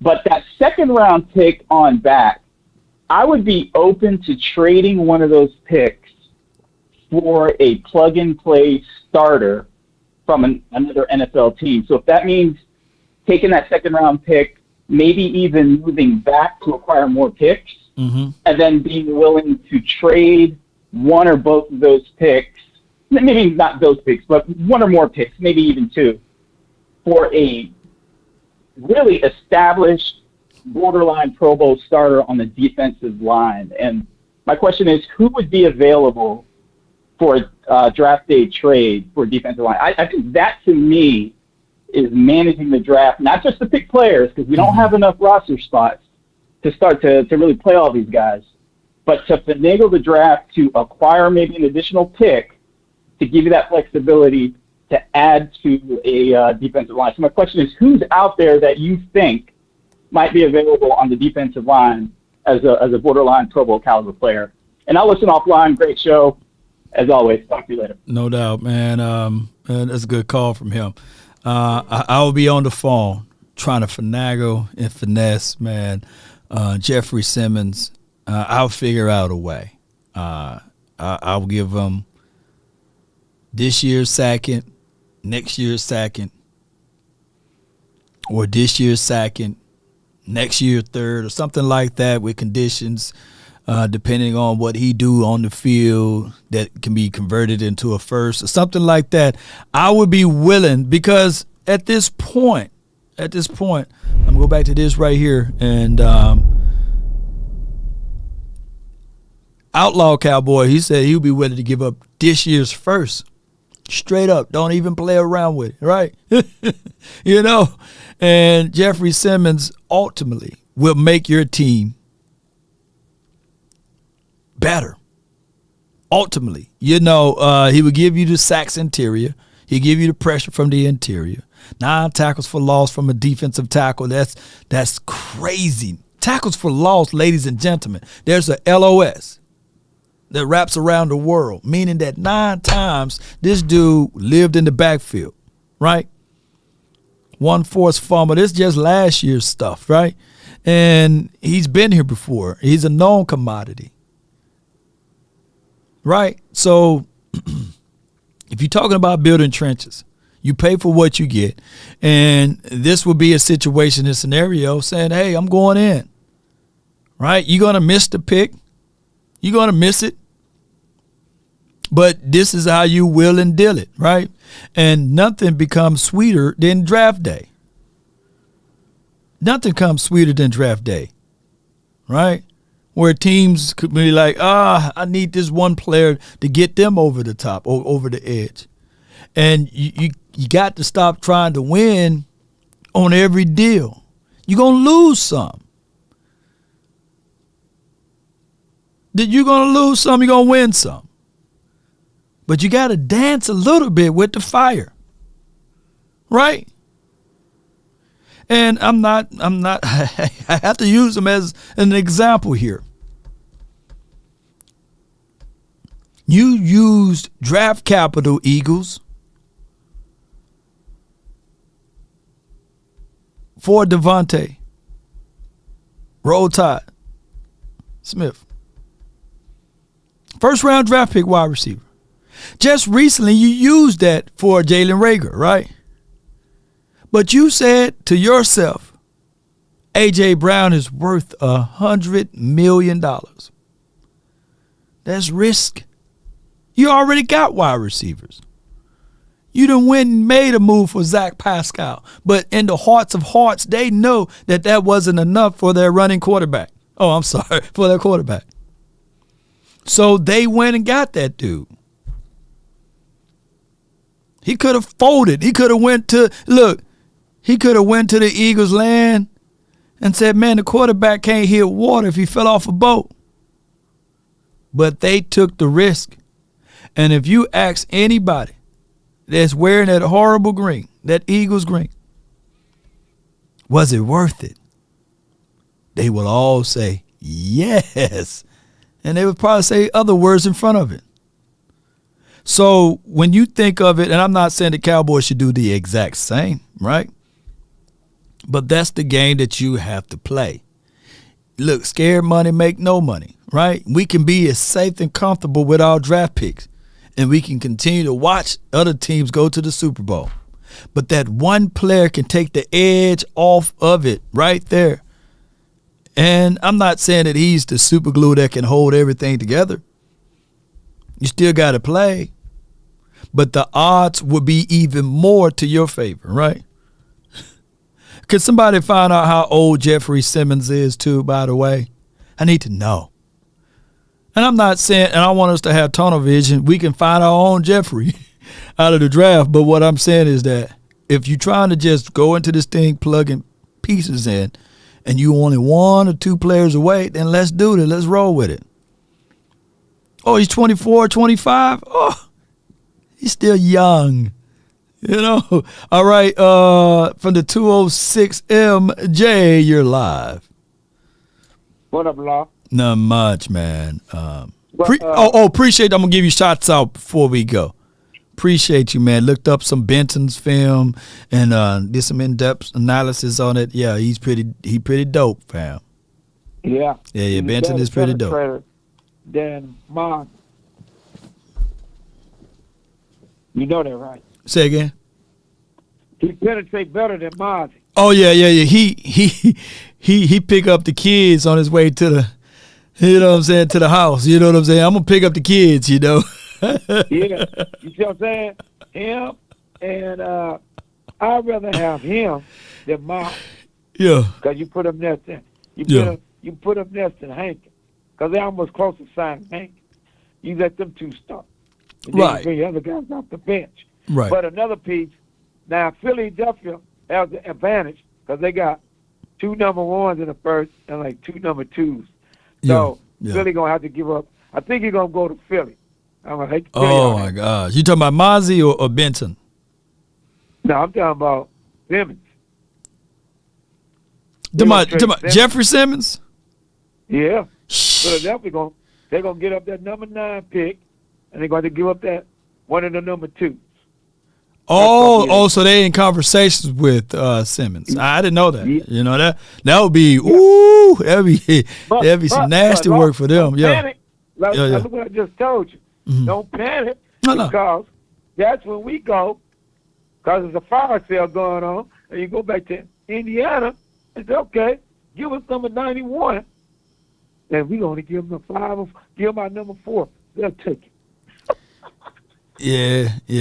He said now it could be tongue in cheek, but DeForest Buckner said he want to stay in the Colts. He want to stay. You know? So that could be tongue in cheek. You know what I'm saying? No, he just talking. He just talking the money. Real talk is the money. And let me put Mayweather back up here. You know, the real talk will always be the money, man. Yeah. You right. The money always real. That's the real talk, right? You know what I'm saying? Yeah. He just want. You know, but they like, nah, man, we're gonna trade you to the Cowboys. Yeah. And this boy over there, his boy here too, they're going to be happy. Yeah. But I'm going to tell y'all the X factor. Everybody might think this crazy. Once we build up that line, and then we get our big tackle from either where we going to get them, extra big tackle, Tell you, Tat McKinley and 56. Tat McKinley gonna have about 5-6 sacks. I'm telling y'all right now. He's playing for his life. He is playing for his life. He said Tack finna get some reps over Fowler, Armstrong, and Sam Williams and D-Law. He's gonna get. Hey, I would love for that to happen though. Tack McKinley giving us 5 or 6 sacks, but you know he's gonna get in there, and whoever else we draft too. Yeah, he played with 56. Remember? Him Yeah, and 56 Fowler played together. Yeah, I remember. Yeah. And that'll give all them everybody, because you know they like to run like 6 DNs. So that's perfect. That's it. With Smith, him, and Tat McKinley is helping D-Law, so he don't be all beat up no more. And then with our linebacker, this way you can run that linebacker when they do, because we run a 4-3 and we run a 3-4. So this when you don't burn. They ain't going to burn out them 11 that much this year. It'll be half, and it'll be 50-50. Because you could, when he shoot the blitz up the middle, from the edge, they're going to have him come all over. He the chess piece. So you don't know where he coming. And them boys coming. And now you got that middle. That middle is the key.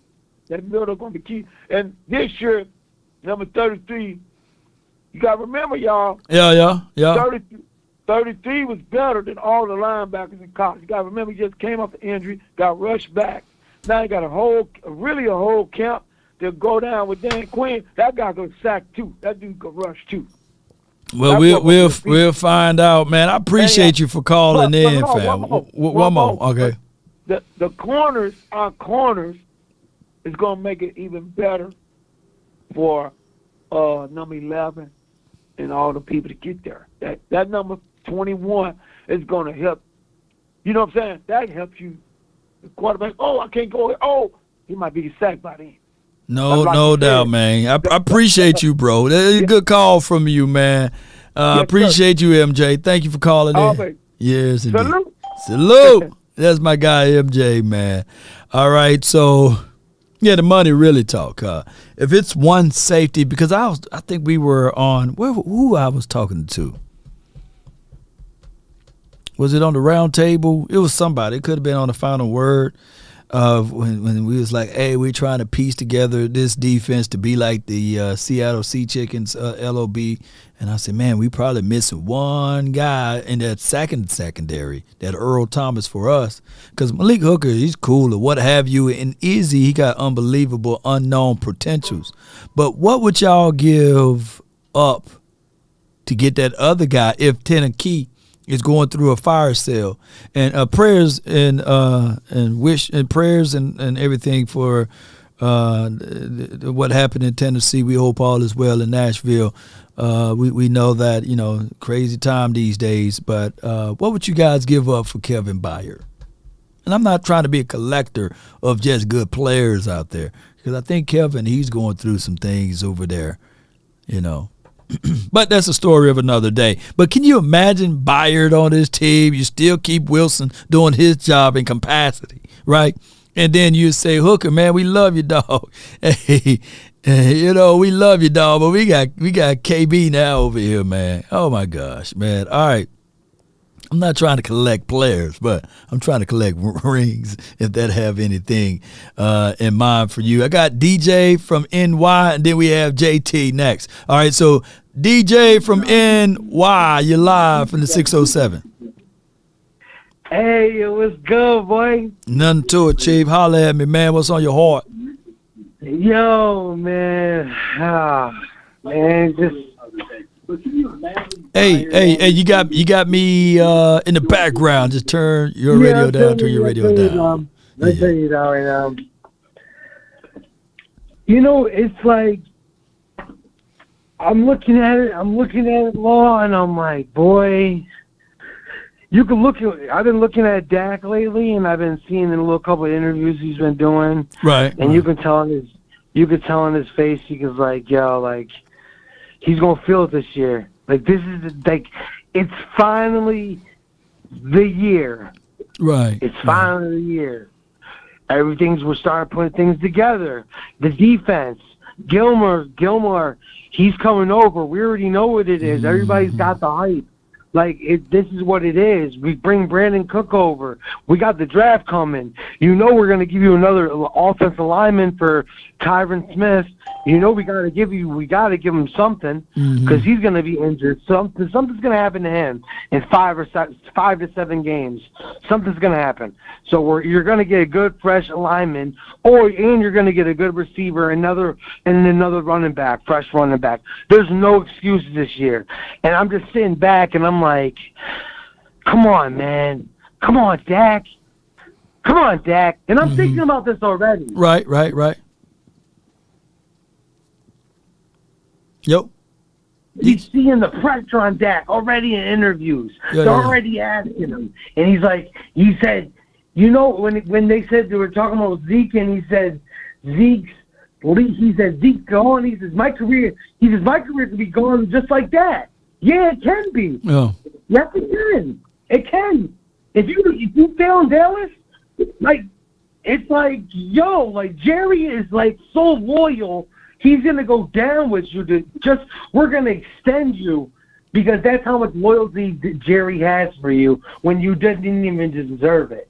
You did not deserve it. We're thinking about extending you because cap reasons, but not because you deserve that. You did not deserve nothing. We haven't been to an NFC Championship game in so many years, and we have the teams. Look. I was watching the NFC Championship game. Hello? Yo, we should have beat them. We should have beat them. Our defense is home. We should have beat them. They're talent. We should have beat them. Yeah. Dak, I'm like, come on, Dak. You sit back, you're like, come on, Dak. Come on, not now. Yeah. You know, this is the year, you know. And I sit back and I'm already thinking about it long, and it's just been on my mind because I see the pressure. Yeah, the pressure already. Man. And it's not even, they haven't had no OTAs or nothing yet. I see the pressure already at little functions, like little charities. Yes, indeed, man. DJ, man, it is always a pleasure listening to you, man. I appreciate you for calling in. Yo, it's nice talking to you, Lord, man. You already know, man. DC for life, man. Let's go Cowboys, man. Let's go. Yeah. It's like pressure, man, you know. Hey, come on, Dak. It's all on you now, Dak. You know, no more four curls, no more button hooks. No more plan without a philosophy and scheme or a system put into place. Let me ask y'all this truthfully, and I want to know for those who really agree with the last caller, what were the philosophies, or what was the philosophy last year? What was our scheme, system, concept, plan on offense?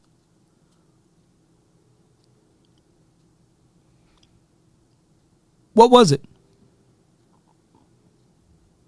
What was our system, scheme, philosophy, concept? I need to know. I want to know. And granted, I get it. The quarterback, pick after pick after pick, 15 times, right? Or more. He had more than 15 if you add the postseason picks, right? To be fair. So I need to know, what was it? And the team that beat us, because I hear a lot of people saying, hey, that Purdy, he was looking good, you know. What was their philosophy, system, scheme, plan, procedures, right? What did they do? They were one game away from being in the Super Bowl. Yeah, let me know. I got my guy JT, man, from the 260. You're live. Hey, what's good with it, Law? Nothing much, man. Chilling, Hey, so Law, I'm gonna start off with a question. I'm gonna switch up a little bit. So, and I've asked this before, but what is with like the killing of Dak Prescott, man? Like it feels like it feels like he gets blamed for everything, Law. Like you noticed that recently? Yeah, he's gonna, but it is how it goes with quarterbacks. You get all of the blame when you lose, and get all the credit when you win, and that's just unfortunately how it goes, man. But I do know that there's a lopsided of it because of you got money to play in the factor. They are the highest paid person on the team, technically, and the results of the last 20 years or more. The Cowboys been failures. So you pile that upon, and you have the 4-letter, 3-letter network. They need to make money, and they're going to talk about the team to get the most attention. Right. Yeah, I get that part, but the thing I don't understand though, what you just said, like it's been 27 years now. Right. But that would make more sense if Dak has been here since like 1995. Like true. There were other quarterbacks before Dak. Like it's not like Dak has been losing for like 20 straight years. Like this is his ninth year, I think. Is going into his 8th year, So out of the 27 years, you can literally argue that 6.5 of those years is on Dak, if you want to just pinpoint the quarterback. Right, I get that. What I don't understand, though, Law, this is something that I'll never understand, apparently.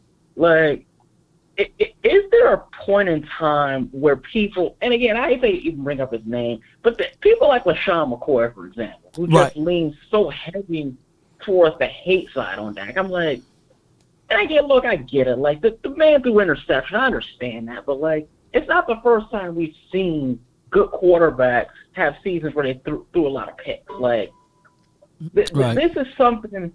This is something. Even this year, Josh Allen, I think, actually led the league in picks, didn't he? Or second, I think. He was tied for first. So him and Dak, I think they got something in common, right? I thought Allen had a lot. Like Allen threw like a lot of picks. Like even in the playoff game against Miami, I think he threw like 3 picks. Like if they didn't have Skylar Thompson at quarterback, they would have.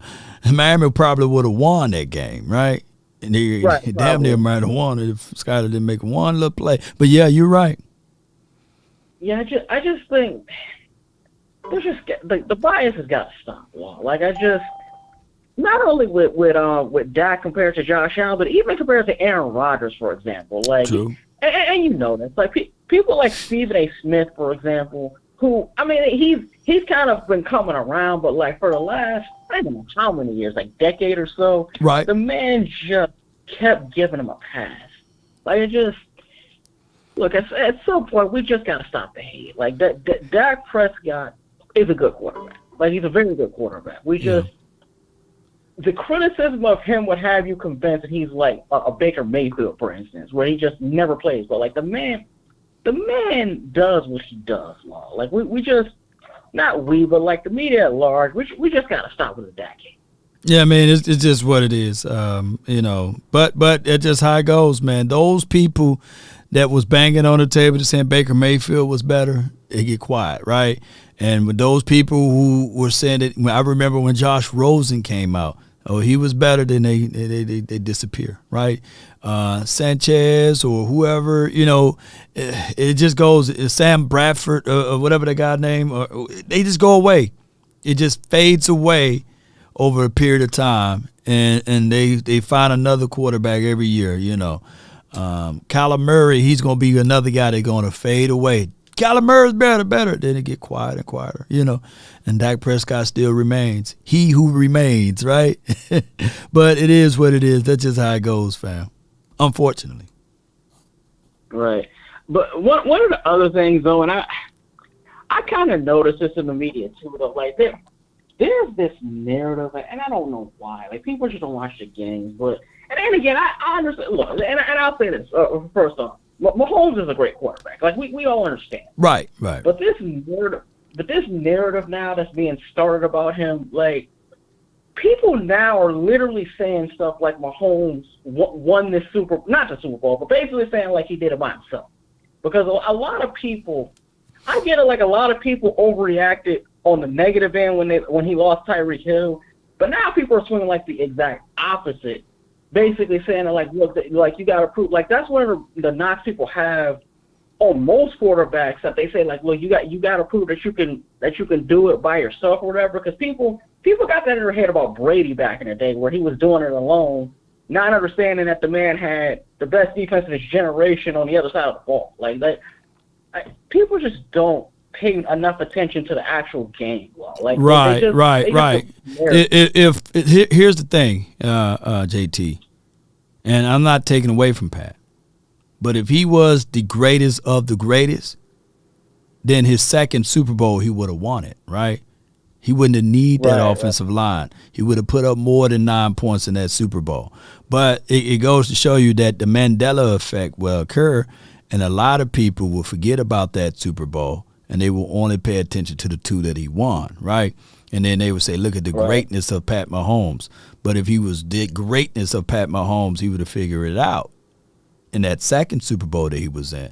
But, it is what it is. A Super Bowl masks all. It's the best deodorant of all time when you win, and shout out to him. He's put into a place, whereas they're not talking about the Kansas City Chiefs. They're talking about Dallas. We haven't been in the Super Bowl in 30 years almost, 27 years, but they're not talking about Pat Mahomes. Well, yeah, I get that. I just think that, well, even in this Super Bowl, if you look at it, like, I'm not even sure, like, this Super Bowl can be credited all the way to Patrick Mahomes, because the defense actually was it wasn't great, but like they were able to get 7 points literally off of Jalen Hurts. Like, and what's the guy's name? Kadarius Toney got a punt return, I think, from like the 30 to the 5. Like people but the Mandela effect will have you thinking that he threw for 400 yards and he threw for 5 touchdowns in that Super Bowl. You know what I'm saying? But no, he didn't throw over 200. But it's a lose-lose situation because we haven't been there, right, in 27 years, and people, the Mandela effect is a real thing, and they will only believe what was told to them, right? And no one like to do their own homework. But it is what it is, JT. I appreciate you for calling in. Hey, Lawless, you stand up. Yes, indeed, man. That's my guy. JT, always bringing in some good things, but Dak gonna always be talked about. If I was an alien from another galaxy or from beyond the ice wall and I fooled around and started to try to pay attention to what's going on here, right, in these United States, I would literally think that, man, the Cowboys must have played in the Super Bowl. They must have lost the Super Bowl against the 49ers, right? Because nobody is talking about Kansas City Chiefs. And only a few people talking about the Eagles and what they did in said Super Bowl and losing. But everybody know about the Cowboys, right? And everybody know about the stat line and these sorts of things. But it is what it is. Gerard says, come on, Law. Mahomes won Super Bowl on a bad will. On a bad will? Speak English. I don't know. What a bad will is. But it is what it is. I'm not, you're making it only about the quarterback. When he couldn't won the Super Bowl, when he had a Tyreek Hill, when he had a Travis Kelce, when he had another wide receiver, right, without that offensive line. See, it takes a complete team. But the feeble-minded people with the low-hanging fruit conversation would think that, hey, that's all you need is Pat Mahomes, when that's far from the truth, right? You need a complete team. You need an offensive line. You need things put into place. And on top of that, one of the passes that was caught in that Super Bowl schemed up well and perfectly. Jay Pierce could have caught that. JR could have caught that. You see? Art could have caught that. That's in the chat. They were so wide open that I can put Jerry Jones at 80 in there and he would have caught that touchdown pass. Scheme matters. System matter. Now, that doesn't take away from the Super Bowl because he won it. He can go to his grave saying, hey, he's a 2-time champ. That's not going to take away that. But the facts of the matter are the facts. And there's nobody that can out-debate me with that. There's nobody can out-debate me with the fact that Pat Mahomes didn't throw for 300 yards in this Super Bowl. He didn't. He didn't need to because their team executed. Their team together played, not just Pat Mahomes. So if you were to put in another quarterback, it's kind of like what people like to do is they would look at the quarterback and say, oh, we don't have a chance. Did the 2000 Ravens looked at Trent Dilfer and said, oh, man, we don't have a chance. We got Trent Dilfer here, right? Did the 2001 Bucks looked at it and said, oh, my goodness, we got Brad Johnson. We don't have a chance because of the quarterback. No. In the first 3 years or the first, what they won, back-to-back, how many Super Bowls they won within the first few years of Tom Brady? They didn't look at Tom Brady and say, oh, they didn't have a chance. It got all the way down to the kicker making the kick. I wonder in an alternate universe, right, without the deflate gate or what have you, if you don't have that kicker there, right, do you still view Tom Brady with the same lenses, right? Remember, people will always remember the quarterback. Terry Bradshaw will be forever remembered. All of the other guys that was on that team after he won the first Super Bowl, they're fading away. But the quarterback will always be remembered. Troy will always be remembered here. Always. But that whole front five would not be remembered like Troy. None of those guys was drafted in the first round, right? But nobody would still put together like, hey, that coaching staff was able to elevate those players. And on top of that, it was said from even Jimmy Johnson's mouth that, yeah, he said he tickled. He laughed when he said, yeah, the big three were put into the Hall of Fame. But he said from his mouth, technically, the defense was so underrated. The defense really won it. But the offense get all of the glory. That's just how it is, ladies and gentlemen. That's how it is. So if we were to go to those Super Bowls in the 90s to lose to the Bills, right? Then they will be having conversations about how good Andre Reed was, right? And how good Thurman Thomas was. Shout out to the Thomases. And Jim Kelly and etc. But this is how it goes, y'all. Unfortunately. And I have yet, for those who's speaking, call in. Don't just be keyboard warriors. Call in with your conversation so we can have a grown man conversation over the hotline for your mind that's brought to you by the Underdog. 657-390-7391.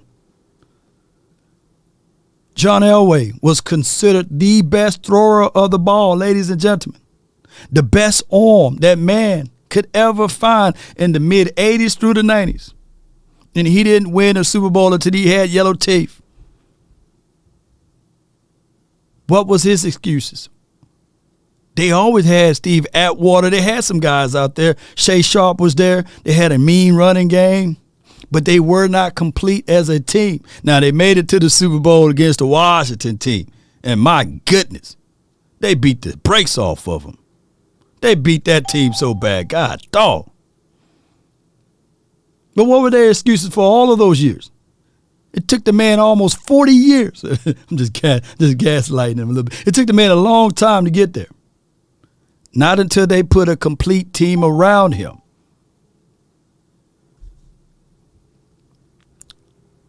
We got the 469. What's on your mind? What's going on, Law Nation? Not much, man. Talk to me.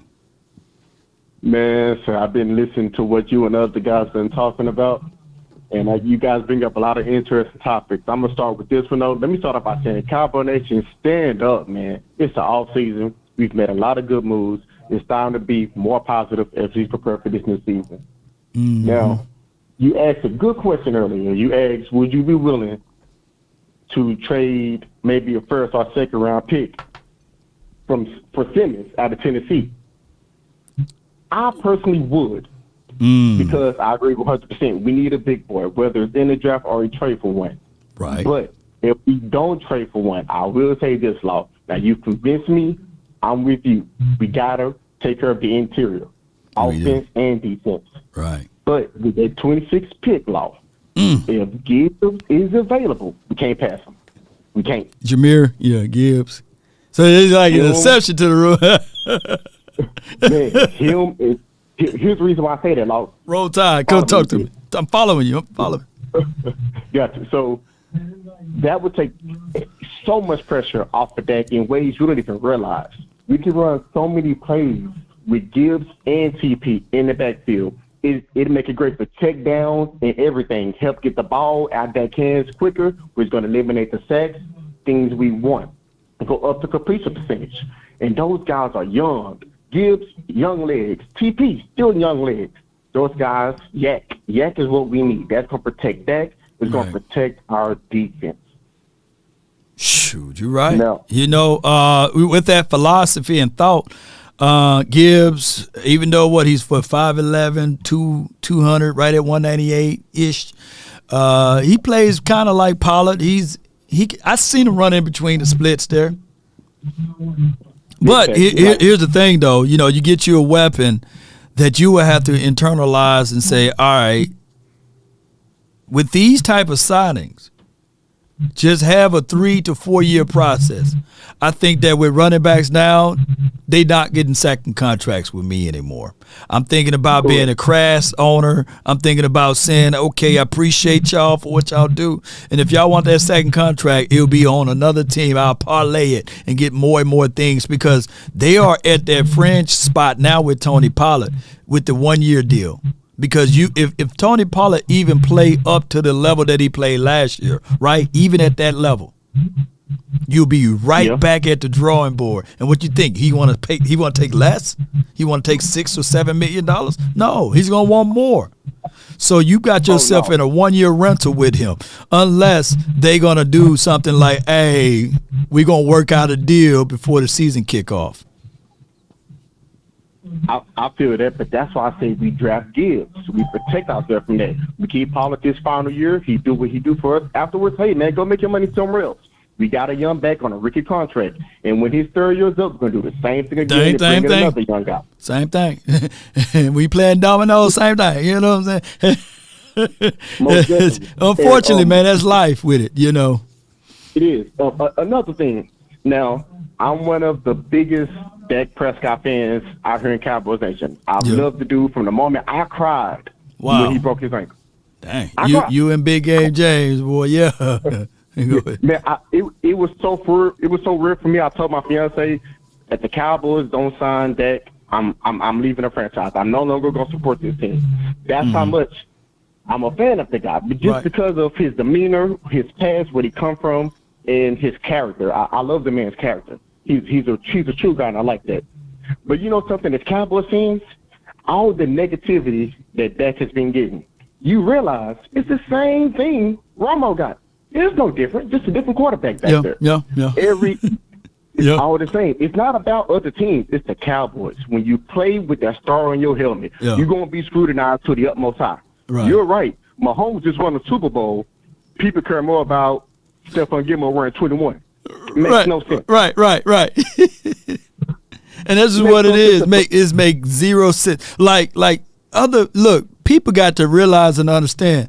Like, if the Cowboys had that Lamar Jackson thing going on over here, but you hear only whispers of Lamar Jackson talking about he wanted to be traded or what have you. It is crazy. Man, say Zeke was one of minus the 12 touchdowns, Zeke was one of the most unproductive running backs last season. They talked about Zeke this offseason like he led the league in rushing. Right. It's all about that star on your helmet, man. That's all it's about. It's a gift and a curse, man, and it's one of the things that a lot and people falls into the trap every time. They get tunnel vision, say it got to be the quarterback. And when I can say in the last 15 years, or I can date back to the last 5 years, there's a quarterback that won MVP, had the #1 seed in the NFL 2 years in a row, I believe, in the NFC. And lost to the same team we did twice. Lost to the same team. Better quarterback, even one can argue. A better outside wide receiver, and they had a better finishing of a top-ranked defense. And not a soul is mentioning that. You know what I'm saying? Ain't got paid. Look, ain't got paid $50 million. $50 million. Man, talk about it. It's how it goes, Milt, because it's that. He plays for America's team. Yeah. He's going to take all of it. But it is what it is. You know, we all know that as Cowboys people. We get that. But one more thing, Long, before you let me go, because I know you got a lot of people on, man. Yeah. You mentioned about what would you give up for a Super Bowl. In some context, you said something similar to that. Right. I am 27. It's been over 27 and a half years since the Cowboys has won the Super Bowl.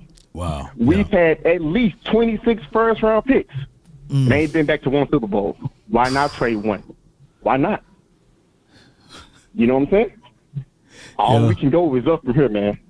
But that's my time. I know you got more people, so I'm going to go and get off and let other people go. I want to say, Cowboy Nation, let them hang. Cowboy Nation, stand up.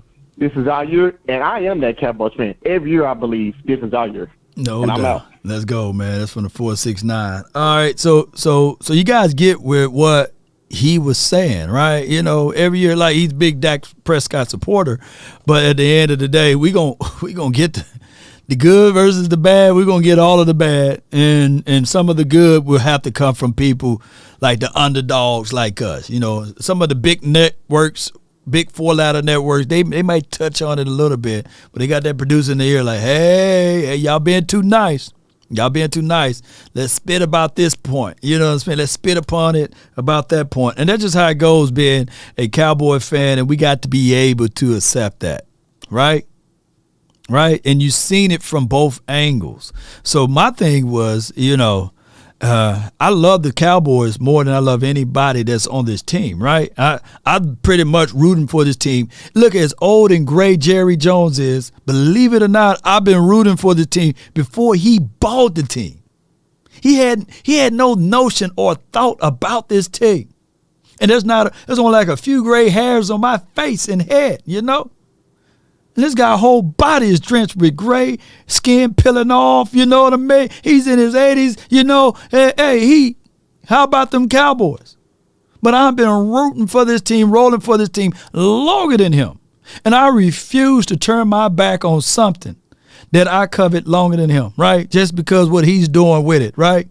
And I celebrated. Look, there won't be a dry eye in the building the moment Jerry Jones is lifted up out of here, right?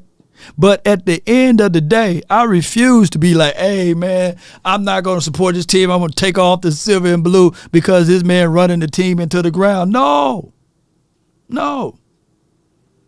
It's just how it is. It's the roller coaster ride. We have many of downs and many of ups and a lot of downs. But collectively, when you look at the grand picture of it all, and I get it, I get a few Bird fans, Eagle fans, or what have you, talking about, well, at least we got a chance as a grown man. See us lift up that Lombardi trophy. Well, you know, yeah, shout out, kudos, and credence. But my three, even at my tender age, I still had hair on my face on one of them, you know, still trumps that one time of experience. Right? And I don't care how old it is that we've been out of the picture. Just like they supposed to be true to their fan base and true to their team and organization. The last time that they won it before that time was well before the 60s. People that look like me didn't even have the right to vote, right? You know, and a whole bunch of other things. they still were the same. They still were that loud fan base that threw batteries that probably would have ate some doggone feces on the side of a road too. You know, they still had the same love affair. And it wasn't because of their winning and losing, because they rooted for their team. So me the same way.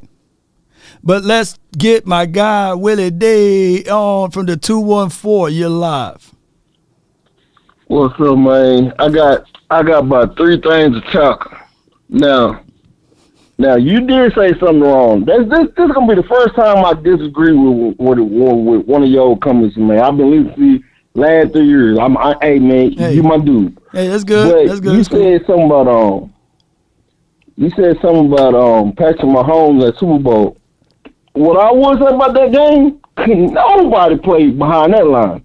That line before the game started, I told everybody. Hold on. Are you talking about last year's, or are you talking about this year offensive line, or are you talking about the year that they went to the Super Bowl? I'm talking about the one when they played Tampa Bay. Okay, keep going. See, keep going. Because no. Cause you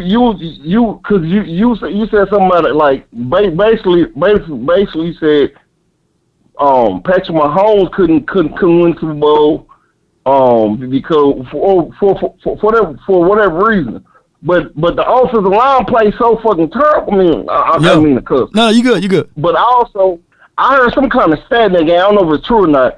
They said, but he was running. If you remember, he running for they said something like he ran for like 300 yards behind the line of scrimmage the whole game.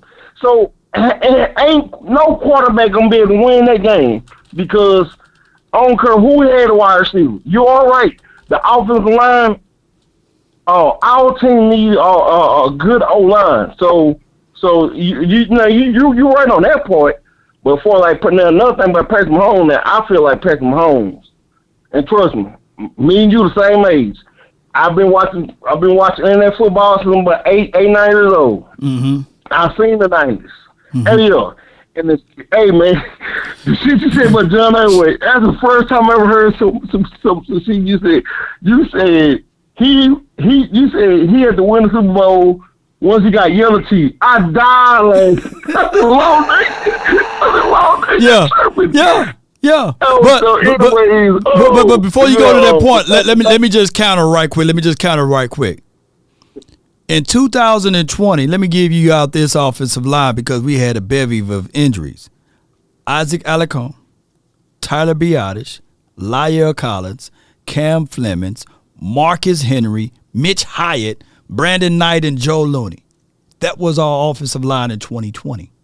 But what the world would do is they would say that the Cowboys always had an elite offensive line.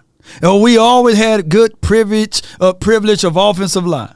And we only had Zach Martin in and out because he got banged up or what have you. So it's always the expectations for the Cowboys. And we know Tyron Smith got hurt that year too. But it's always a different expectation for the Cowboys because we are the Cowboys. Don't nobody bring those things up. I get that point. I get that point of your argument. I'm just talking about for like a Super Bowl or any game. Yeah. But behind that line that played that day, they were terrible. They got hurt left and right. I'm trying to say, any quarterback playing behind that O-line, it could be Patrick Mahomes, it could be Joe Montana, it could be Rondell Cunningham. Right. Anybody in their prime. Troy Aikman on curve because that O-line was trash. It was trash. Another thing was that defense was on fire. So to me, it was like a perfect storm. That defense was on fire the last 6-7 games of the season in the playoffs, and that O-line didn't have no shot. That O-line didn't have no shot at all. So that's one point I want to make. Another point, Shannon Sharp, man. Besides him talking about the Cowboys, I love him, but today he be tripping. So he talking about the 21 situation. It ain't a big deal. Yes, it is a big deal. First of all, I heard when I watched your show yesterday when you first heard about Gilly get number 21. Mm-hmm. So I was saying to myself, okay, cool, because it's Deion Sanders, but thing is, that's gonna be personal. Right. But also, it was Ezekiel Elliott number. So Ezekiel Elliott, man, The conference has been locked. man, those my two boys. In last caller, I sure cheered that day when Dak Prescott when he got hurt. So, and another thing, the Cowboy fans, they're always brought into the narrative. I've been trying to tell you, first of all, don't listen to them fools, because the thing is, anyway, what I'm trying to say was, he said something like, he talking about, basically he said, the first 3 years he played great, and then all the other years, like, nigga, I want to tell you, well, I didn't lost it, because the fact of the matter is, Ezekiel in the last 3 years, he's been playing hurt. He's a warrior. Right, he is. Yep. Like, yeah. So he to me, Ezekiel like a throwback dude, and he gives it all. So okay, he might be overpaid because but at the end of the day, another thing about the Cowboy fan is this. So not the Cowboy fans, but some of them commentators, I never forget. In closing, remember, not the last season. Right. But when they cut Jaden Smith. Right. The next day, then people talking about, this gonna really hurt the Dallas Cowboys. I was like, what? See, that right there let me know they don't pay attention to the team because there's too many teams to really watch. Because all them plays he making was down the field. But I got so tired of that fool getting no swiping after he made a tackle down there 15 yards down the field and we down by 14 points. No doubt, Willie D, man. I see your point right there, man. Game. Yes, indeed. Hey, man, I appreciate you, bro. Appreciate you, man. Thank you so much, Willie D. Thank you for calling in. Yes. Yes, indeed. That's Willie D, y'all, from the 214, man. I appreciate him for all what he do for the organization. But for the Law Nation, not for the organization, But here's another thing that I want to bring up, too. And as much as I like to say this, I hate to say this, I meant to say. Two things that I really want to say. Number one, and don't shank me with the butter knife, y'all.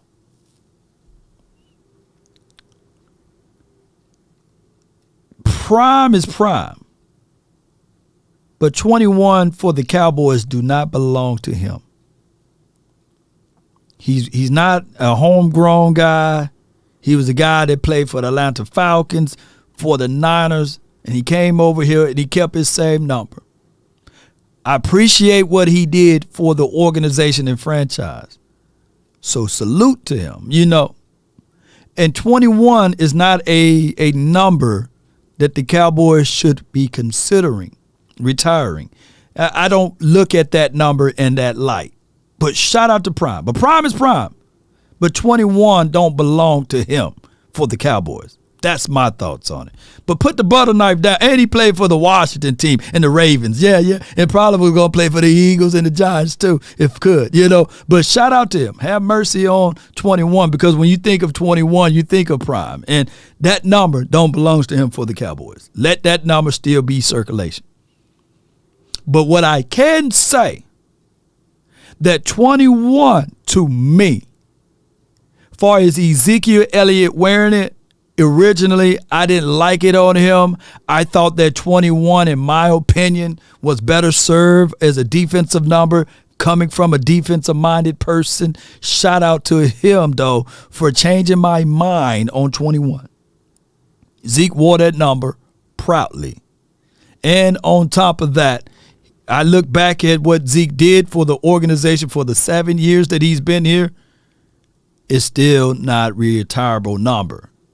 I would love for other players to wear that number. But I do like the fact that they're going to at least give it to a defensive side of the person versus another running back. because those were too big of a shoes to fill. And if you want to give it to Gilly, then let him do it. Just like they give that number 9 around, you know what I'm saying? Jalen Smith wore number 9. Kevontae Turpin wear number 9, but I don't foresee number 9 being passed around back on a quarterback, right? And that's just how it goes. Tony Romo, believe it or not, it is what it is. That number is not going to be worn by another quarterback in many of times from now, unless it's like a known quarterback that wore number 9 in college and want to continue that legacy. The same could be said by 12, and the same could be said by 8. That's just how it goes. At 22, I don't think, unless, let's say 22 right now, because they did offer 22 to Zeke, right? And he was like, nah, I don't want to do that, man. I don't want to do that. But that's just how it goes. But we're going to let the next caller in, my guy Cam. Whoa, Cam. And then Coach Marv, he after Cam. From the 205, you're live, Cam.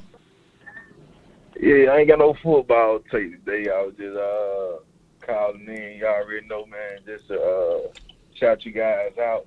Hey, I also seen Big Game James. He on the Jan now. Okay, they got him over to the Jan. Okay, my guy Big Game James. Yeah, I get this. So when y'all get the chance, y'all go tap in with Big Game James.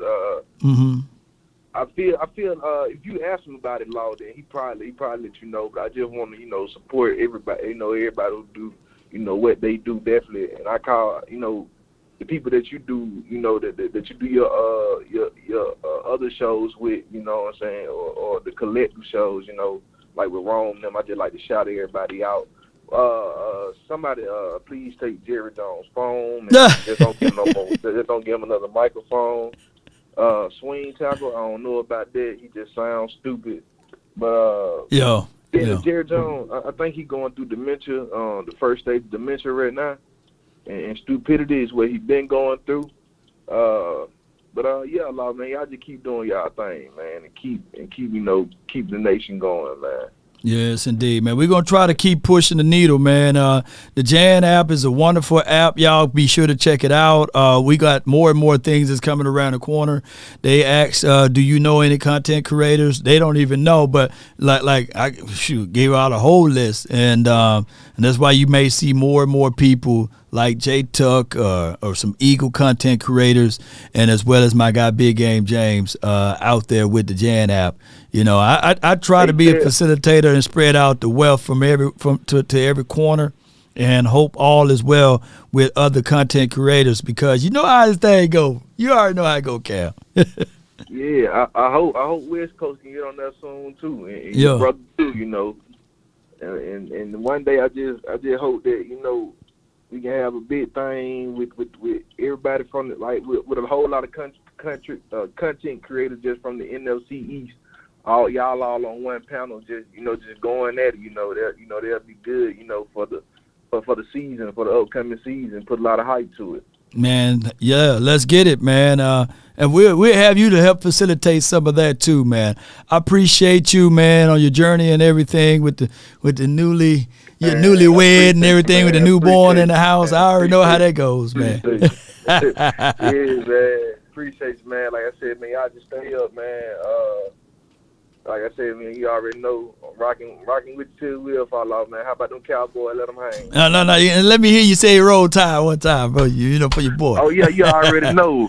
Roll tide, baby. That's Cam, y'all. You know what I'm saying? Hey, man, I'm talking about through and through an Alabama supporter, man. This dude, throughout the whole entire year, because y'all know I'm Team Cowboys all day to the day I die, right? But college tape, there's only one me. Some can argue and say, nah, it's about 2 or 3 of y'all. But the community, man, my college community gang, y'all the real ones. Like my guy Choctaw, man, if I need anything to know about the Ohio, you know what I'm saying, or any team in Ohio. You know what I'm saying? Not just the Ohio State, but any team in Ohio. My guy Choctaw would let me know. And if I need to know anything about my twin state, Bama, you know what I'm saying? My guy, Cam gonna let me know. And I think we got some more bodies in there as it relates to Alabama content. And me and George Teague, this offseason, when everything comes around, me and him, we're going to do a special episode with Teague Take with Law Nation. We're going to be breaking down film. We're going to be going over things. And we just got to get our timing together. But me and George Teague, Roll Tide, we're going to be doing a lot of Bama/Cowboys content. And trust and believe, that George Teague, he know his Bama football, and he got some unbelievable reach out and touch type of stuff, you know what I'm saying, far as what he do from the Cowboys aspect of it and the Bama, and you mix those things together this offseason, baby, we've been grinding real hard, man, which is good. And then I got our guy, you know what I'm saying, go our Hawkeyes, go Cowboys. I'm from our Law. Appreciate you, Matt Batten, and my guy Jim Laws. Shoot. Jim Law will give me some information on our player 2 years before they come out. And I love it. You know what I'm saying? But the next person I got on this list, man, last but not least, man, I got my guy, Coach Marv, and I know he's a South Carolina guy. So when he talk about South Carolina or anybody in the Carolinas, he's not this dude that's going to be this far away from it. He's going to be literally this far away from it. And I think he knows some people over there in Tennessee. So Coach Marv, his reach is unbelievable as well. So that's what I like about the Cowboys community during the offseason. We have a real big network. Trust and believe. We're not averaging right at 3 million views a month for nothing. So I know for sure that we got people that can reach out and touch and get the information out. So from the 803, we got Coach Marv. You're live. What's going on, Law, man? Not much.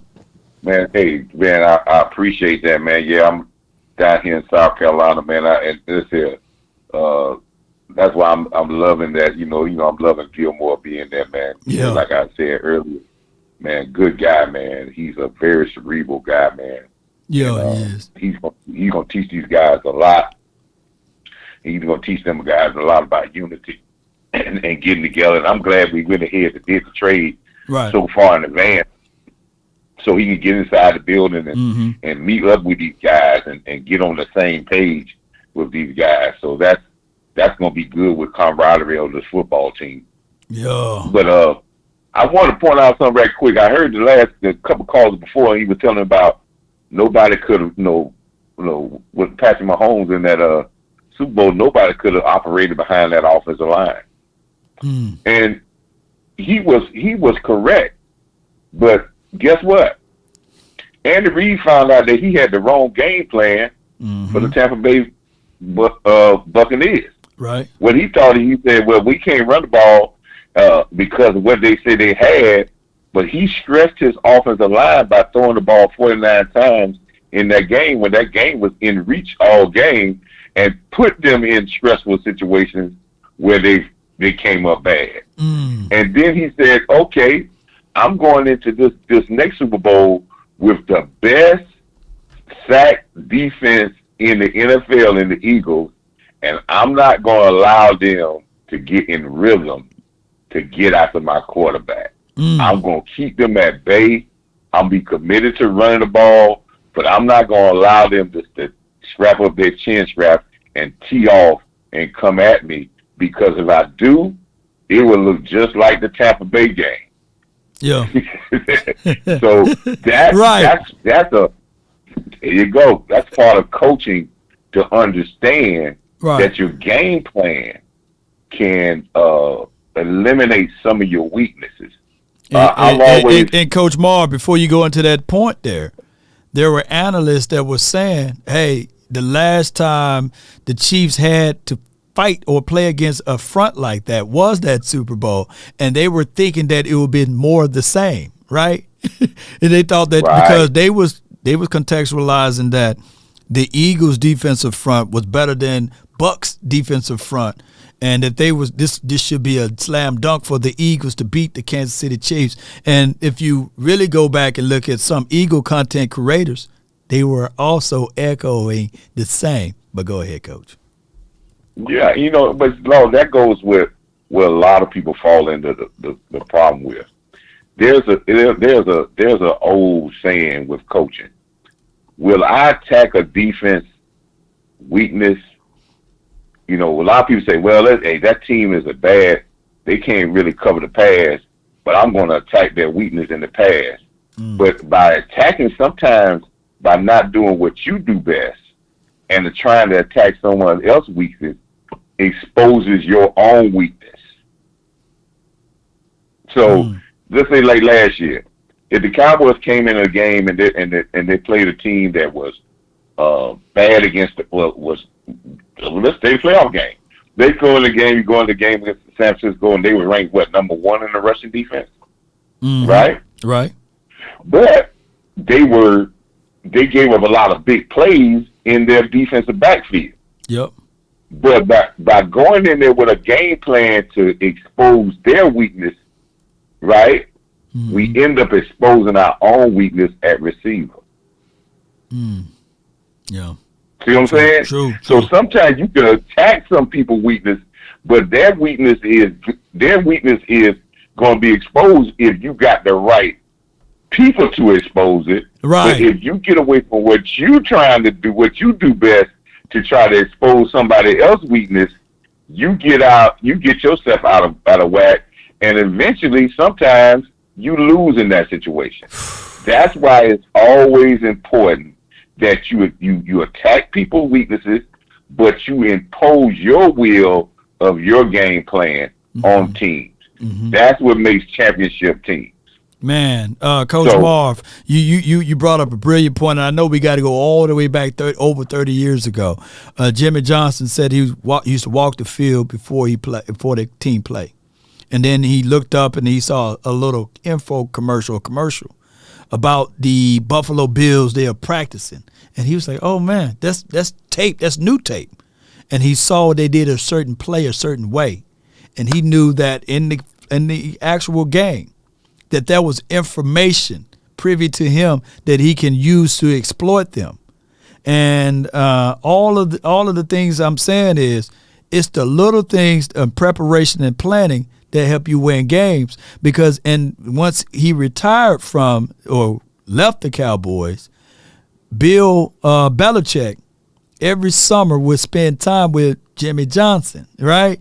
And they would pick brains about preparation and preparing and doing just the things that you just said on taking away teams' strength and making them play left-handed, but also staying true to your identity. Yeah, and that's right. So, because you can always, I think a lot of times we come into when we're doing scouting of teams, during the season, we look at it and say, well, what the team rank in the run defense, right, and what they rank in the pass defense, and then we say, well, something, we should be able to attack them in the pass defense. But really, running the ball sets the table for us. So if we neglect what we do well, what we do best to attack somebody else with what we don't do best, that's you're killing your own self. Not to say you don't attack what they don't do well, but you still have to do what you do best because that's what you best at. Wow. So you always got to understand that. Don't get too far trying to do what someone else is weak because you think you can overcome them, but that's two weaknesses against two weaknesses. Right. So you got to really be true to yourself. And I think McCarthy again and Quinn again. I've been looking at this thing, Law, and I'm gonna tell you again, and I say it again. I'm gonna say it on this channel again because this is gonna be my new mantra. This is going to be the Seattle Green Bay mix from 2011 to 2014. This is going to be, now, I'm quite sure people are going to come up with comparisons and say so-and-so.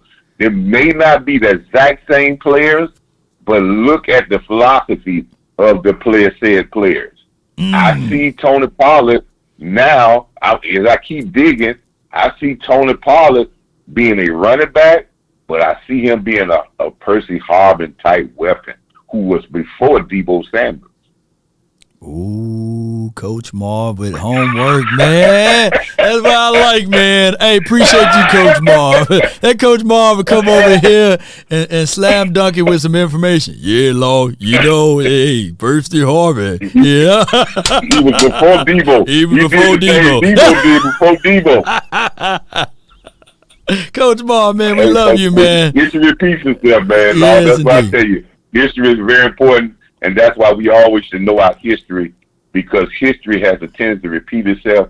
And if you repeat good history, I don't care what the time frame is, what it is, don't get so crazy about, well, it's different day. Yeah. But if the philosophy is the same, it may be a different color, different size, this and that, but good philosophy always do well century after century after century. No doubt, man. That's Coach Marv, y'all.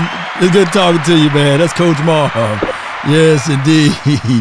James Earl Marv. You know what I'm saying? Oh, my goodness, man. When I get about his age, my voice is going to be just like that. Y'all going to be tuning in to the Law Nation. It comes and goes. I'm more of a baritone right now. But when I get off when Coach Marv era, you know what I'm saying, at his age, boy, hey, I'm going to be hitting y'all with that, Yeah.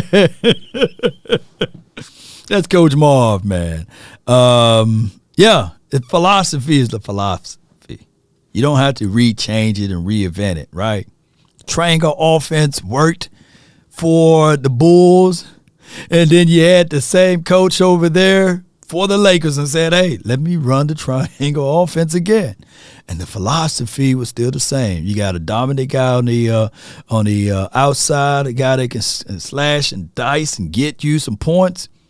And you may not have the same pieces, but you can run the same philosophy a little bit. You don't have a whole Grant no more. You know what I'm saying? You might not have a Pippen, but shoot, you got a Shaq and Kobe, right?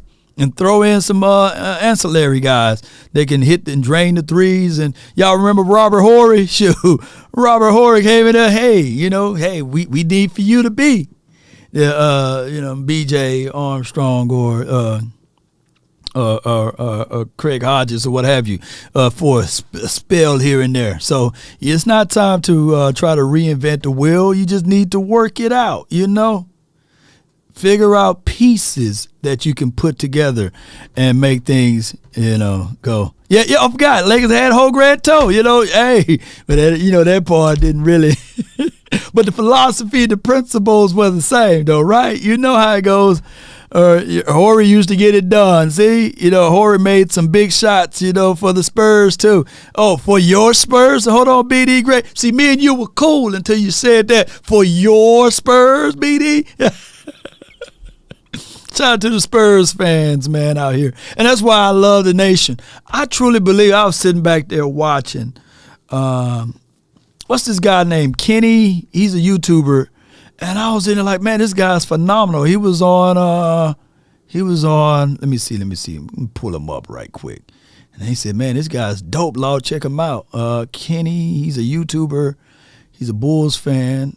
And I think, let me see, Kenny basketball. Kenny basketball. Let me see, basketball. He was on, interesting. Kenny for real. Y'all check him out. Phenomenal content creator with over 565,000 subscribers, multiple YouTube pages. And I said, man, it's people all around that do the same thing that we do, but he does it in the basketball world, but he does it on all teams. Like Kenny for real. Kenny for real is a phenomenal guy. Phenomenal YouTuber, man. He's young. He's still in his 20s. I wish I was knowing about YouTube way back those days. But, man, Kenny for real, y'all check out his YouTube page, man. Phenomenal. Why? Because he's not painted into a corner only talking about one team. He talk about all teams. And I look back at it, I'm so truthful for my team, right?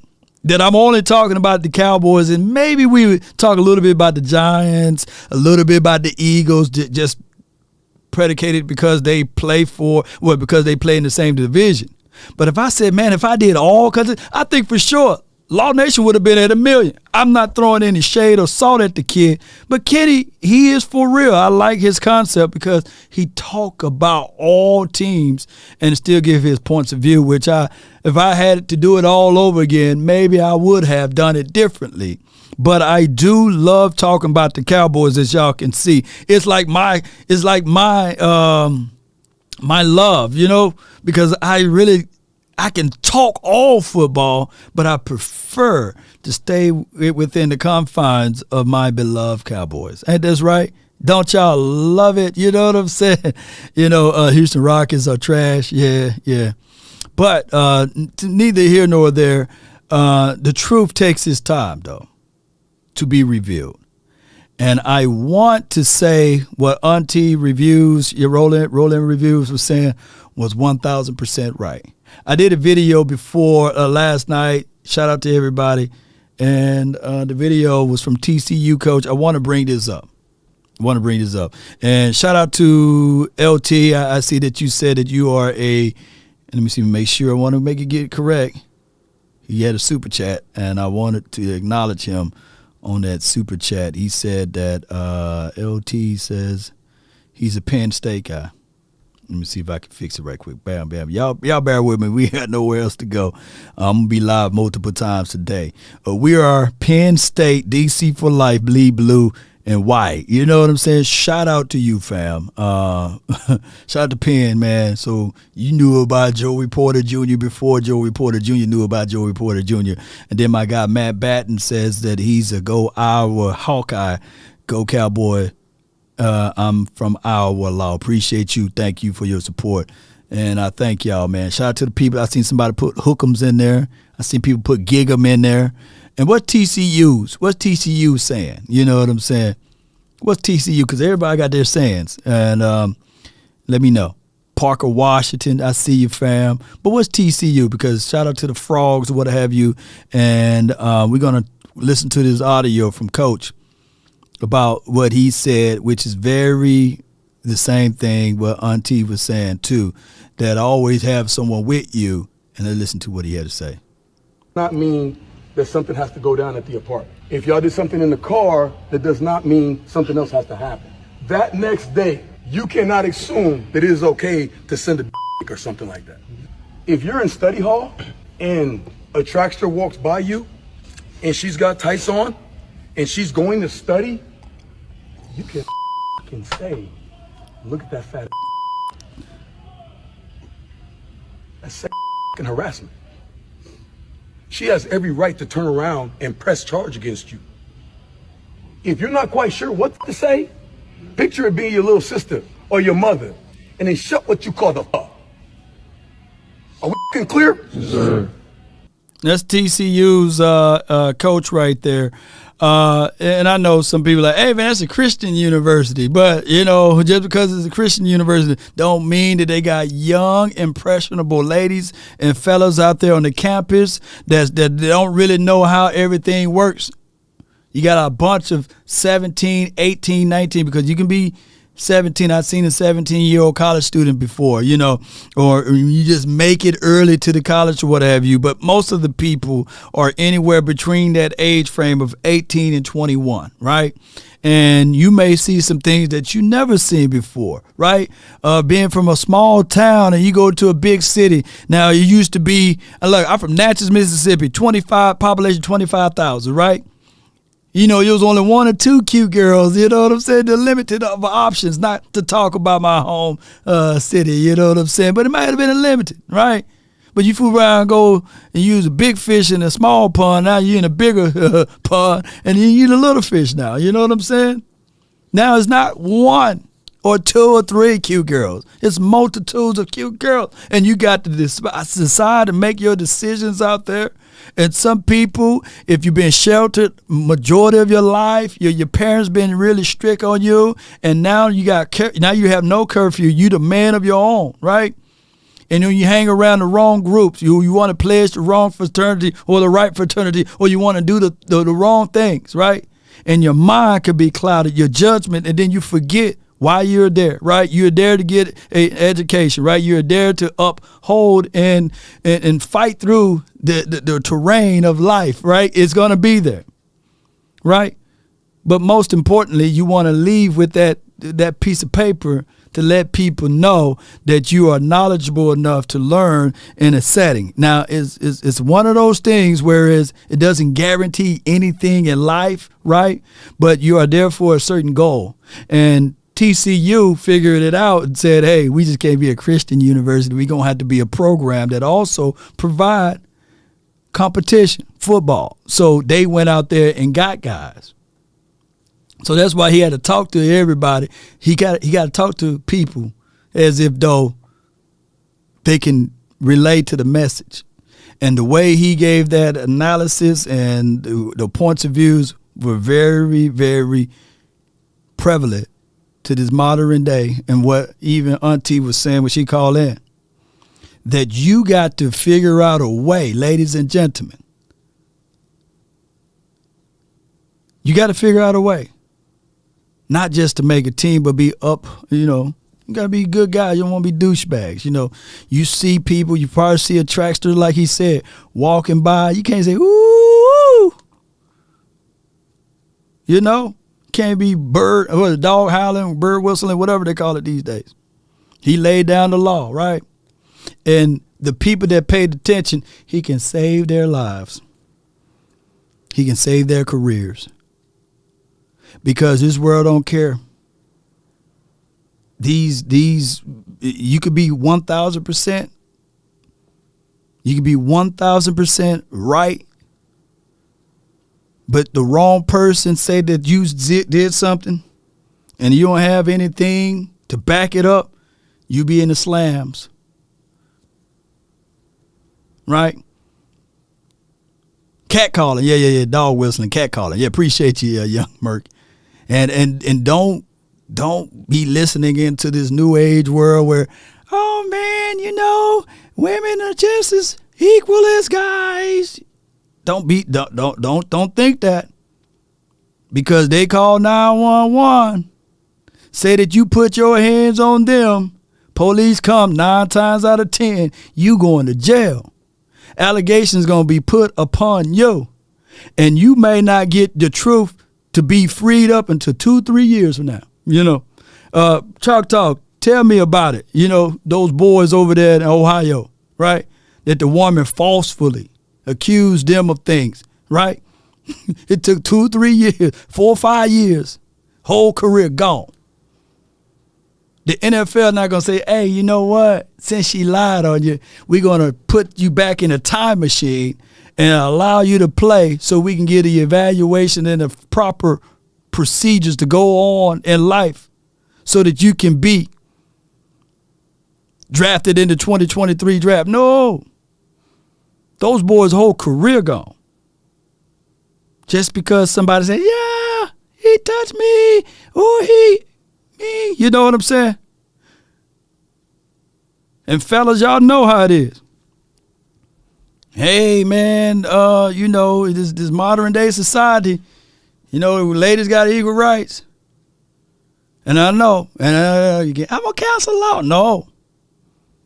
Because a woman fly off and hit you in the face and you fly off and hit her back, there's not the same repercussions. Those are truths. She hit me first. They're going to be, even in the letter of the law, they're going to be like, hey, there's some unwritten rules, some codes. She a female, dog. You can't just say, all right, well, shoot, equally I can hit her back. I'm standing my ground, self-defense. No. That's just how it is. That's how the world works,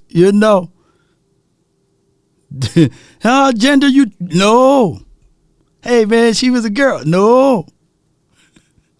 So, Law, what you say I try to say? As a fella, you're going to have to get beat down by the girl. Right. My God said the truths of it all, even though I don't agree with everything he said, but it's selective outrage. It's real, man. Shoot. It is. It's a real thing. And y'all may be sitting back saying, I don't see gender. She hit me and I hit her back. Yeah, all right. And his whole career is gone. You know, his whole.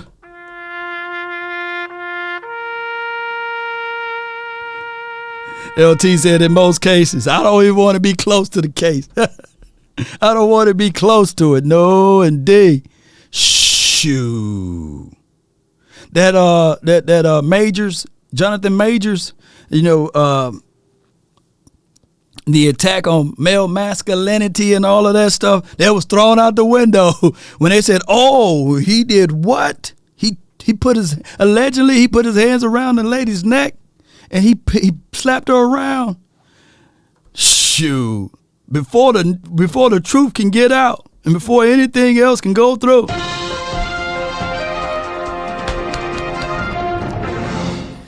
Actor Jonathan Major, all of his endorsements are now pulling back. Why? Because he got he allegedly slapped around his lady.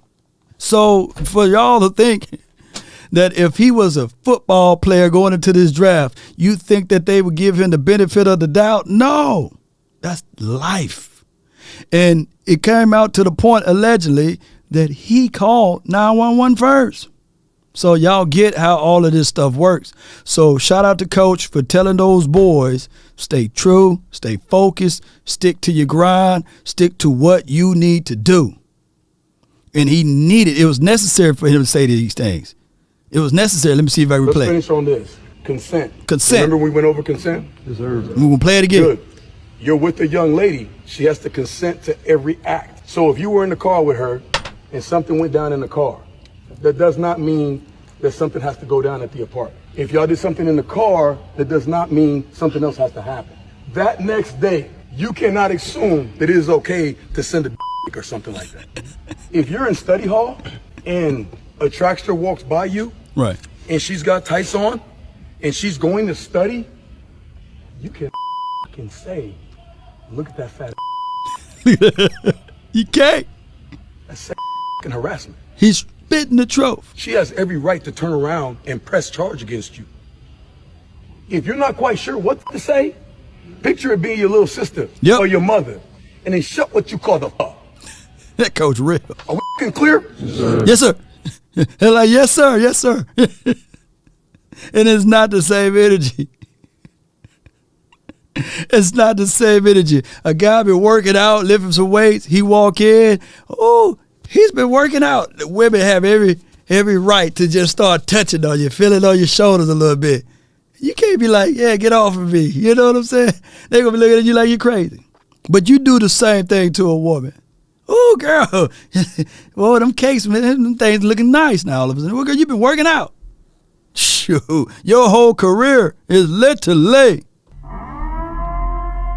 Where my button at?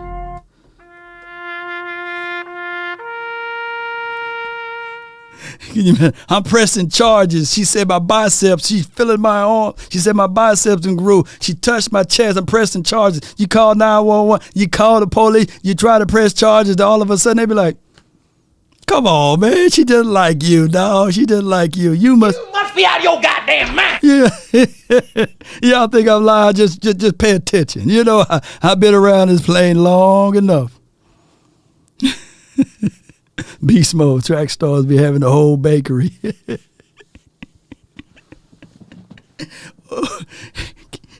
Girl, you been looking like you been working out, girl. Shoo. You think I'm crying. Now, you be in jail somewhere, but it's not equal rights for it all. No, they don't want women. Can't not just touch you. Willie T said, yeah, work out a little bit. A fella, let me know if you've been in the high school, college, at a job, and you work out, and then you fool around, had his chest busting through the, wearing one t-shirt, had chest busting out, and a woman come up to you and say, "Oh, you must work out," grabbing your arms, grabbing your chest. Let me know if that ever happened to you in the chat. Let me know if it ever happened to you. You must work out. They come up to you and they grab your chest, they grab your arms, your shoulders, they patting you everywhere. Oh, you must work out. You must be strong. Let me know if that ever happened to you. And if it didn't, let me know if it didn't ever happen to you. And when it did happen to you, had you ever thought about pressing charges? You know what I mean? And let me know if you could do the same thing to a lady. No, that's just how it is. So, yeah, I rest my case. You know, it's not equal. You know what I'm saying? This is how it goes. That's how it goes. Unfortunately, that's how it goes. But let me get on up out of here for y'all. for y'all try to counsel me over here. Yes, indeed. Yes, indeed. Ain't no way, fam. Yes, indeed. But those are facts. Facts are uncomfortable to most. But it's the truth. Yes, it is the truth. And it's not equal across the board.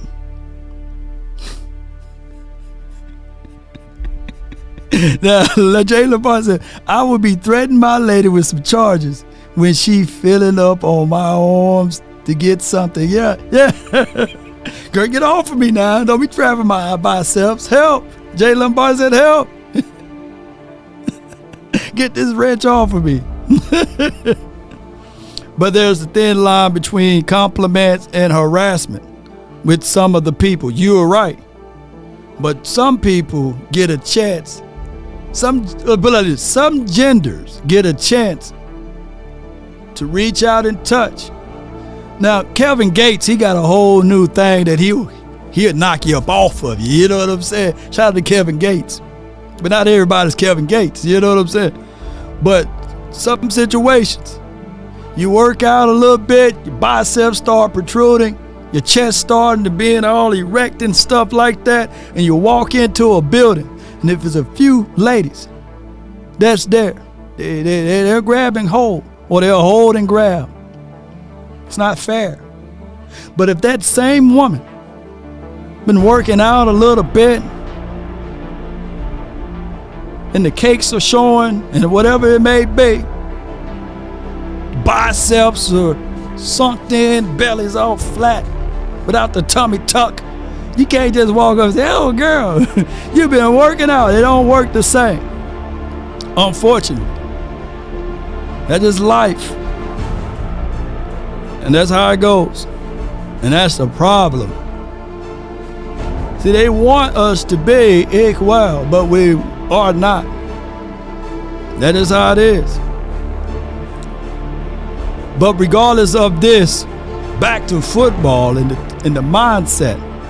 How bad do you want it? And I ain't talking about being hit with those innuendos, salacious charges, but to charge your mind up.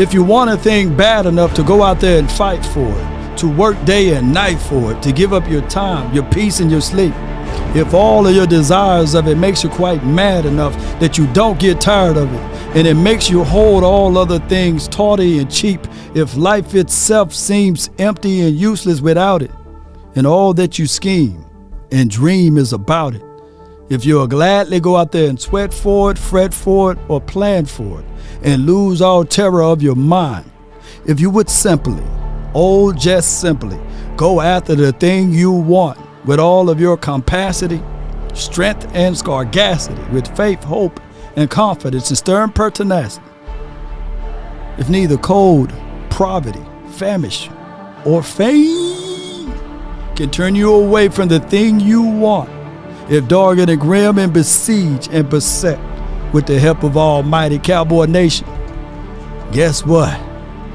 You will get it. Just don't intrude on it, though. You know what I'm saying? Don't force anything. Listen to what Coach said. Keep your head high, eyes all the way through to finish. Don't break your neck. Stay focused on your goal. Stay focused on wanting the outcome. I tell people when I was in the mentoring about 10 years ago, stay focused, group. Stay focused. And when you stay focused, the distractions will always be there. But if you stand focused and concentrated on the things that you want to achieve in life, it will come to you. But if you always looking left and right, and you're always worrying and wondering, you won't be able to stay focused. You get off kilter. Life will throw you its curveballs. Who knows? When you prepare to hit it and you fool around and connect with that curveball, it's a home run. But if you're not focused, it's a strike every time. But it's all about the connect. And we ain't talking about snowfall nor power. But your connect got to be real. And like what Sadiq said, always be safe out there. That's been my time. I really thank you all for yours. And remember, you're listening to nothing but the best. Go Cowboys. Let's go.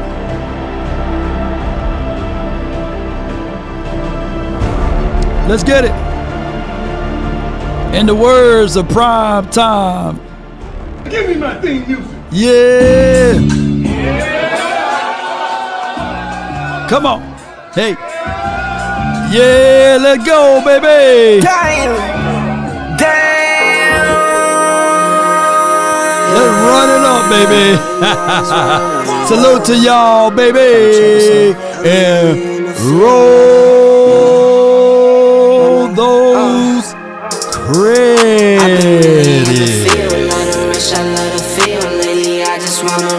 Hey. Don't need no deals, I make the deal. Have to take it to Vivian White. I just wanna run it up. You're such a hater. I love it. Just wanted to remind everyone today that Dak still suck. But shout out to you, Frederick. Shout out to you, Richard Coleman, Brandy, Matt Batten. Thank you, One-Handed Bandit, Marcus Coleman, and Glenn Keeper. Kendall West, appreciate you. Sadiq. Shout out to you, Cash Money, Stelio 300, Thomas Michaels the third, JT Wolf. Let's go. I mix Nike with designer, I experiment. Hey. You just rock what's on the shelf and I'm not feeling it. Search for the one, but come baby girl, it's nothing real as this. Can't trust a soul, I keep a hammer, call it too legit. I've been really in the field, let her rush, I Judah! Lately, I just wanna run it up. That's my guy, man. MBHD. Nick. Take it to a meal, lately, I just wanna run it up. Come on. Yeah. Counter check a song. Lately, I just wanna run it up. Count that too, count it up, count it up. Lately, go Hawkeye. Yeah. I just be off the dome. I never. You know what? Watching the Avengers, wasn't Hawkeye the best non-superhero, like super power hero? You know, Hawkeye. Let me know who outside of anybody else. Let me know. But no, I had to take that back. It had to be Iron Man, huh? Come on. Count that too, count it up. Lately, I just wanna run it up. Black Widow. She got to be okay. It was Black Widow. Shout out to the ladies. Don't want to discount her. It was Black Widow. It got to be Black Widow. You know, now that I think of it, it got to be Black Widow because she didn't have no superpowers, and she would fight the Hulk. Although you know, in real life, that wouldn't be really a situation. So if I had to order like Black Widow, the best fighter out of the superpowers, and then you have to contextualize it, whereas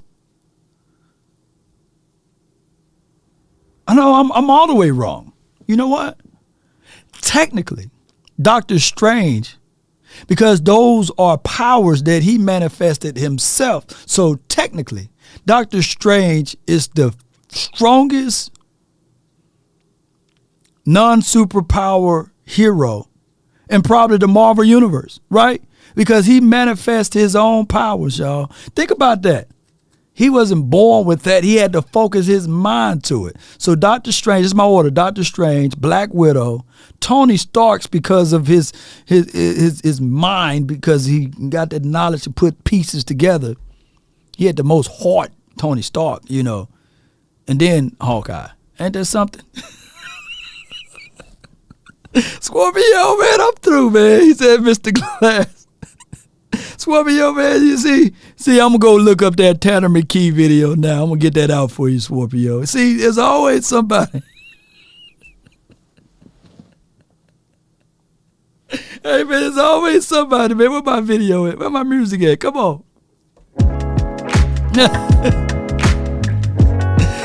Oh, my gosh, man. Okay, Batman. Okay.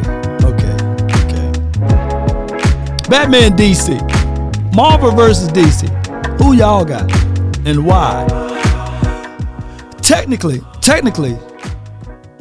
it will be Tony Stark's versus Batman. Both of them billionaires, right?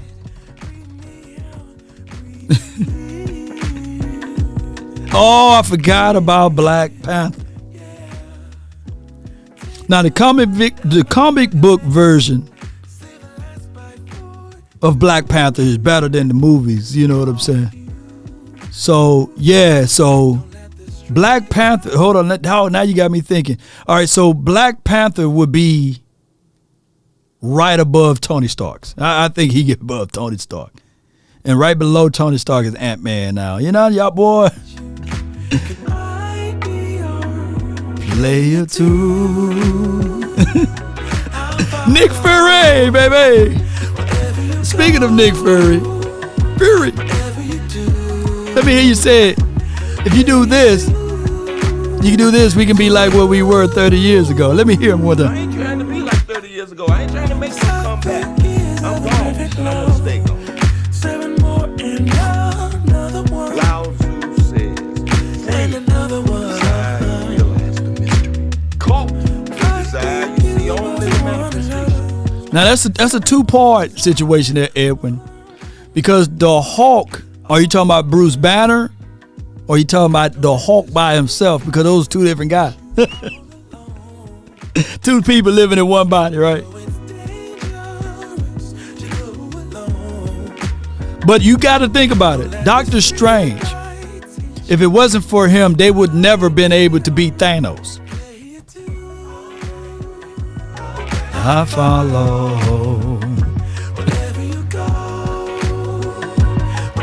Think about it. Doctor Strange, the best Marvel guy out there, in my opinion. That's why I like Doctor Strange. If it wasn't for him, they would never beat Thanos. Anybody want to debate that? So far, if a paper crane can fly, then forever doesn't feel that far. So far, so far. If a paper crane can fly, fly on, fly on, fly on, fly on, fly on. Jimenez says it wasn't for Batman, there wouldn't be a Catwoman. You-wee. Technically, Doctor Strange used magic. But he manifested, though, right? So that's not superpower. Like, Doctor Strange, maybe in 2 years, he can get Black Widow to do the same thing he does, right? If he fool around and sit her down and get things going the best way possible. See? Sacrifice, don't give up the fight. Everything will be alright on any given Sunday, yeah. Depend on you if you win or lose. You know you got to pay some dues to live on Monday, yeah. Yes, indeed. We're about one love. Boy, we're going to have this conversation going on and on and on. You have to. Man, y'all got me thinking, man. And when things are really tough and they're really rough and nothing's working, but there's something inside of you that says, I just have to follow that. Because you don't know who you're going to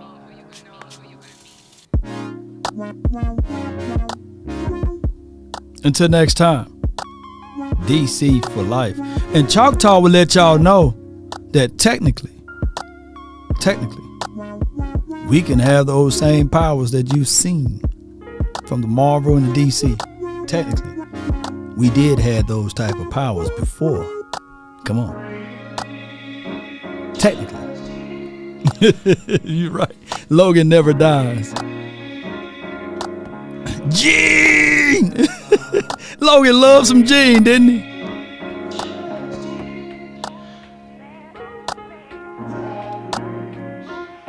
Because you don't know who you're going to be. Wait a minute. Is Wolverine beta or alpha? Is he a beta male or alpha male? He allows Cyclops to do what Cyclops does in the house with him just watching. Gee! No, I ain't gonna put that on that, brother. Shout out to Logan. Wolverine. Ain't nobody gonna call him a beta male. You know, ain't nobody gonna call him that. Oh my gosh, man.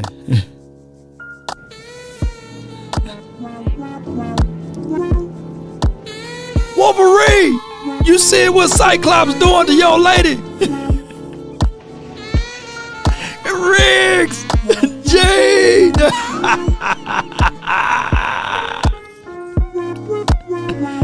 Oh my gosh.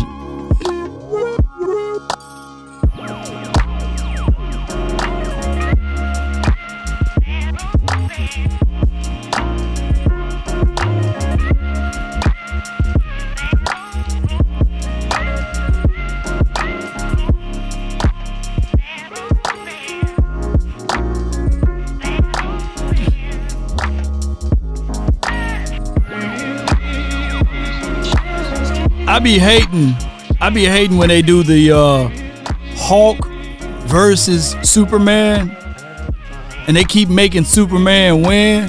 Hulk is indestructible. You know, Hulk is that dude. He can breathe out of space. And they watered Hulk down so bad when he fought Thanos. That made me mad though. Yes, indeed. You have to be your biggest fan. Hulk is that dude, man. When things are really tough and they're really rough and nothing's working, but there's something inside of you that says, I just have to follow that. Because you don't know who you're going to be. No doubt, no doubt.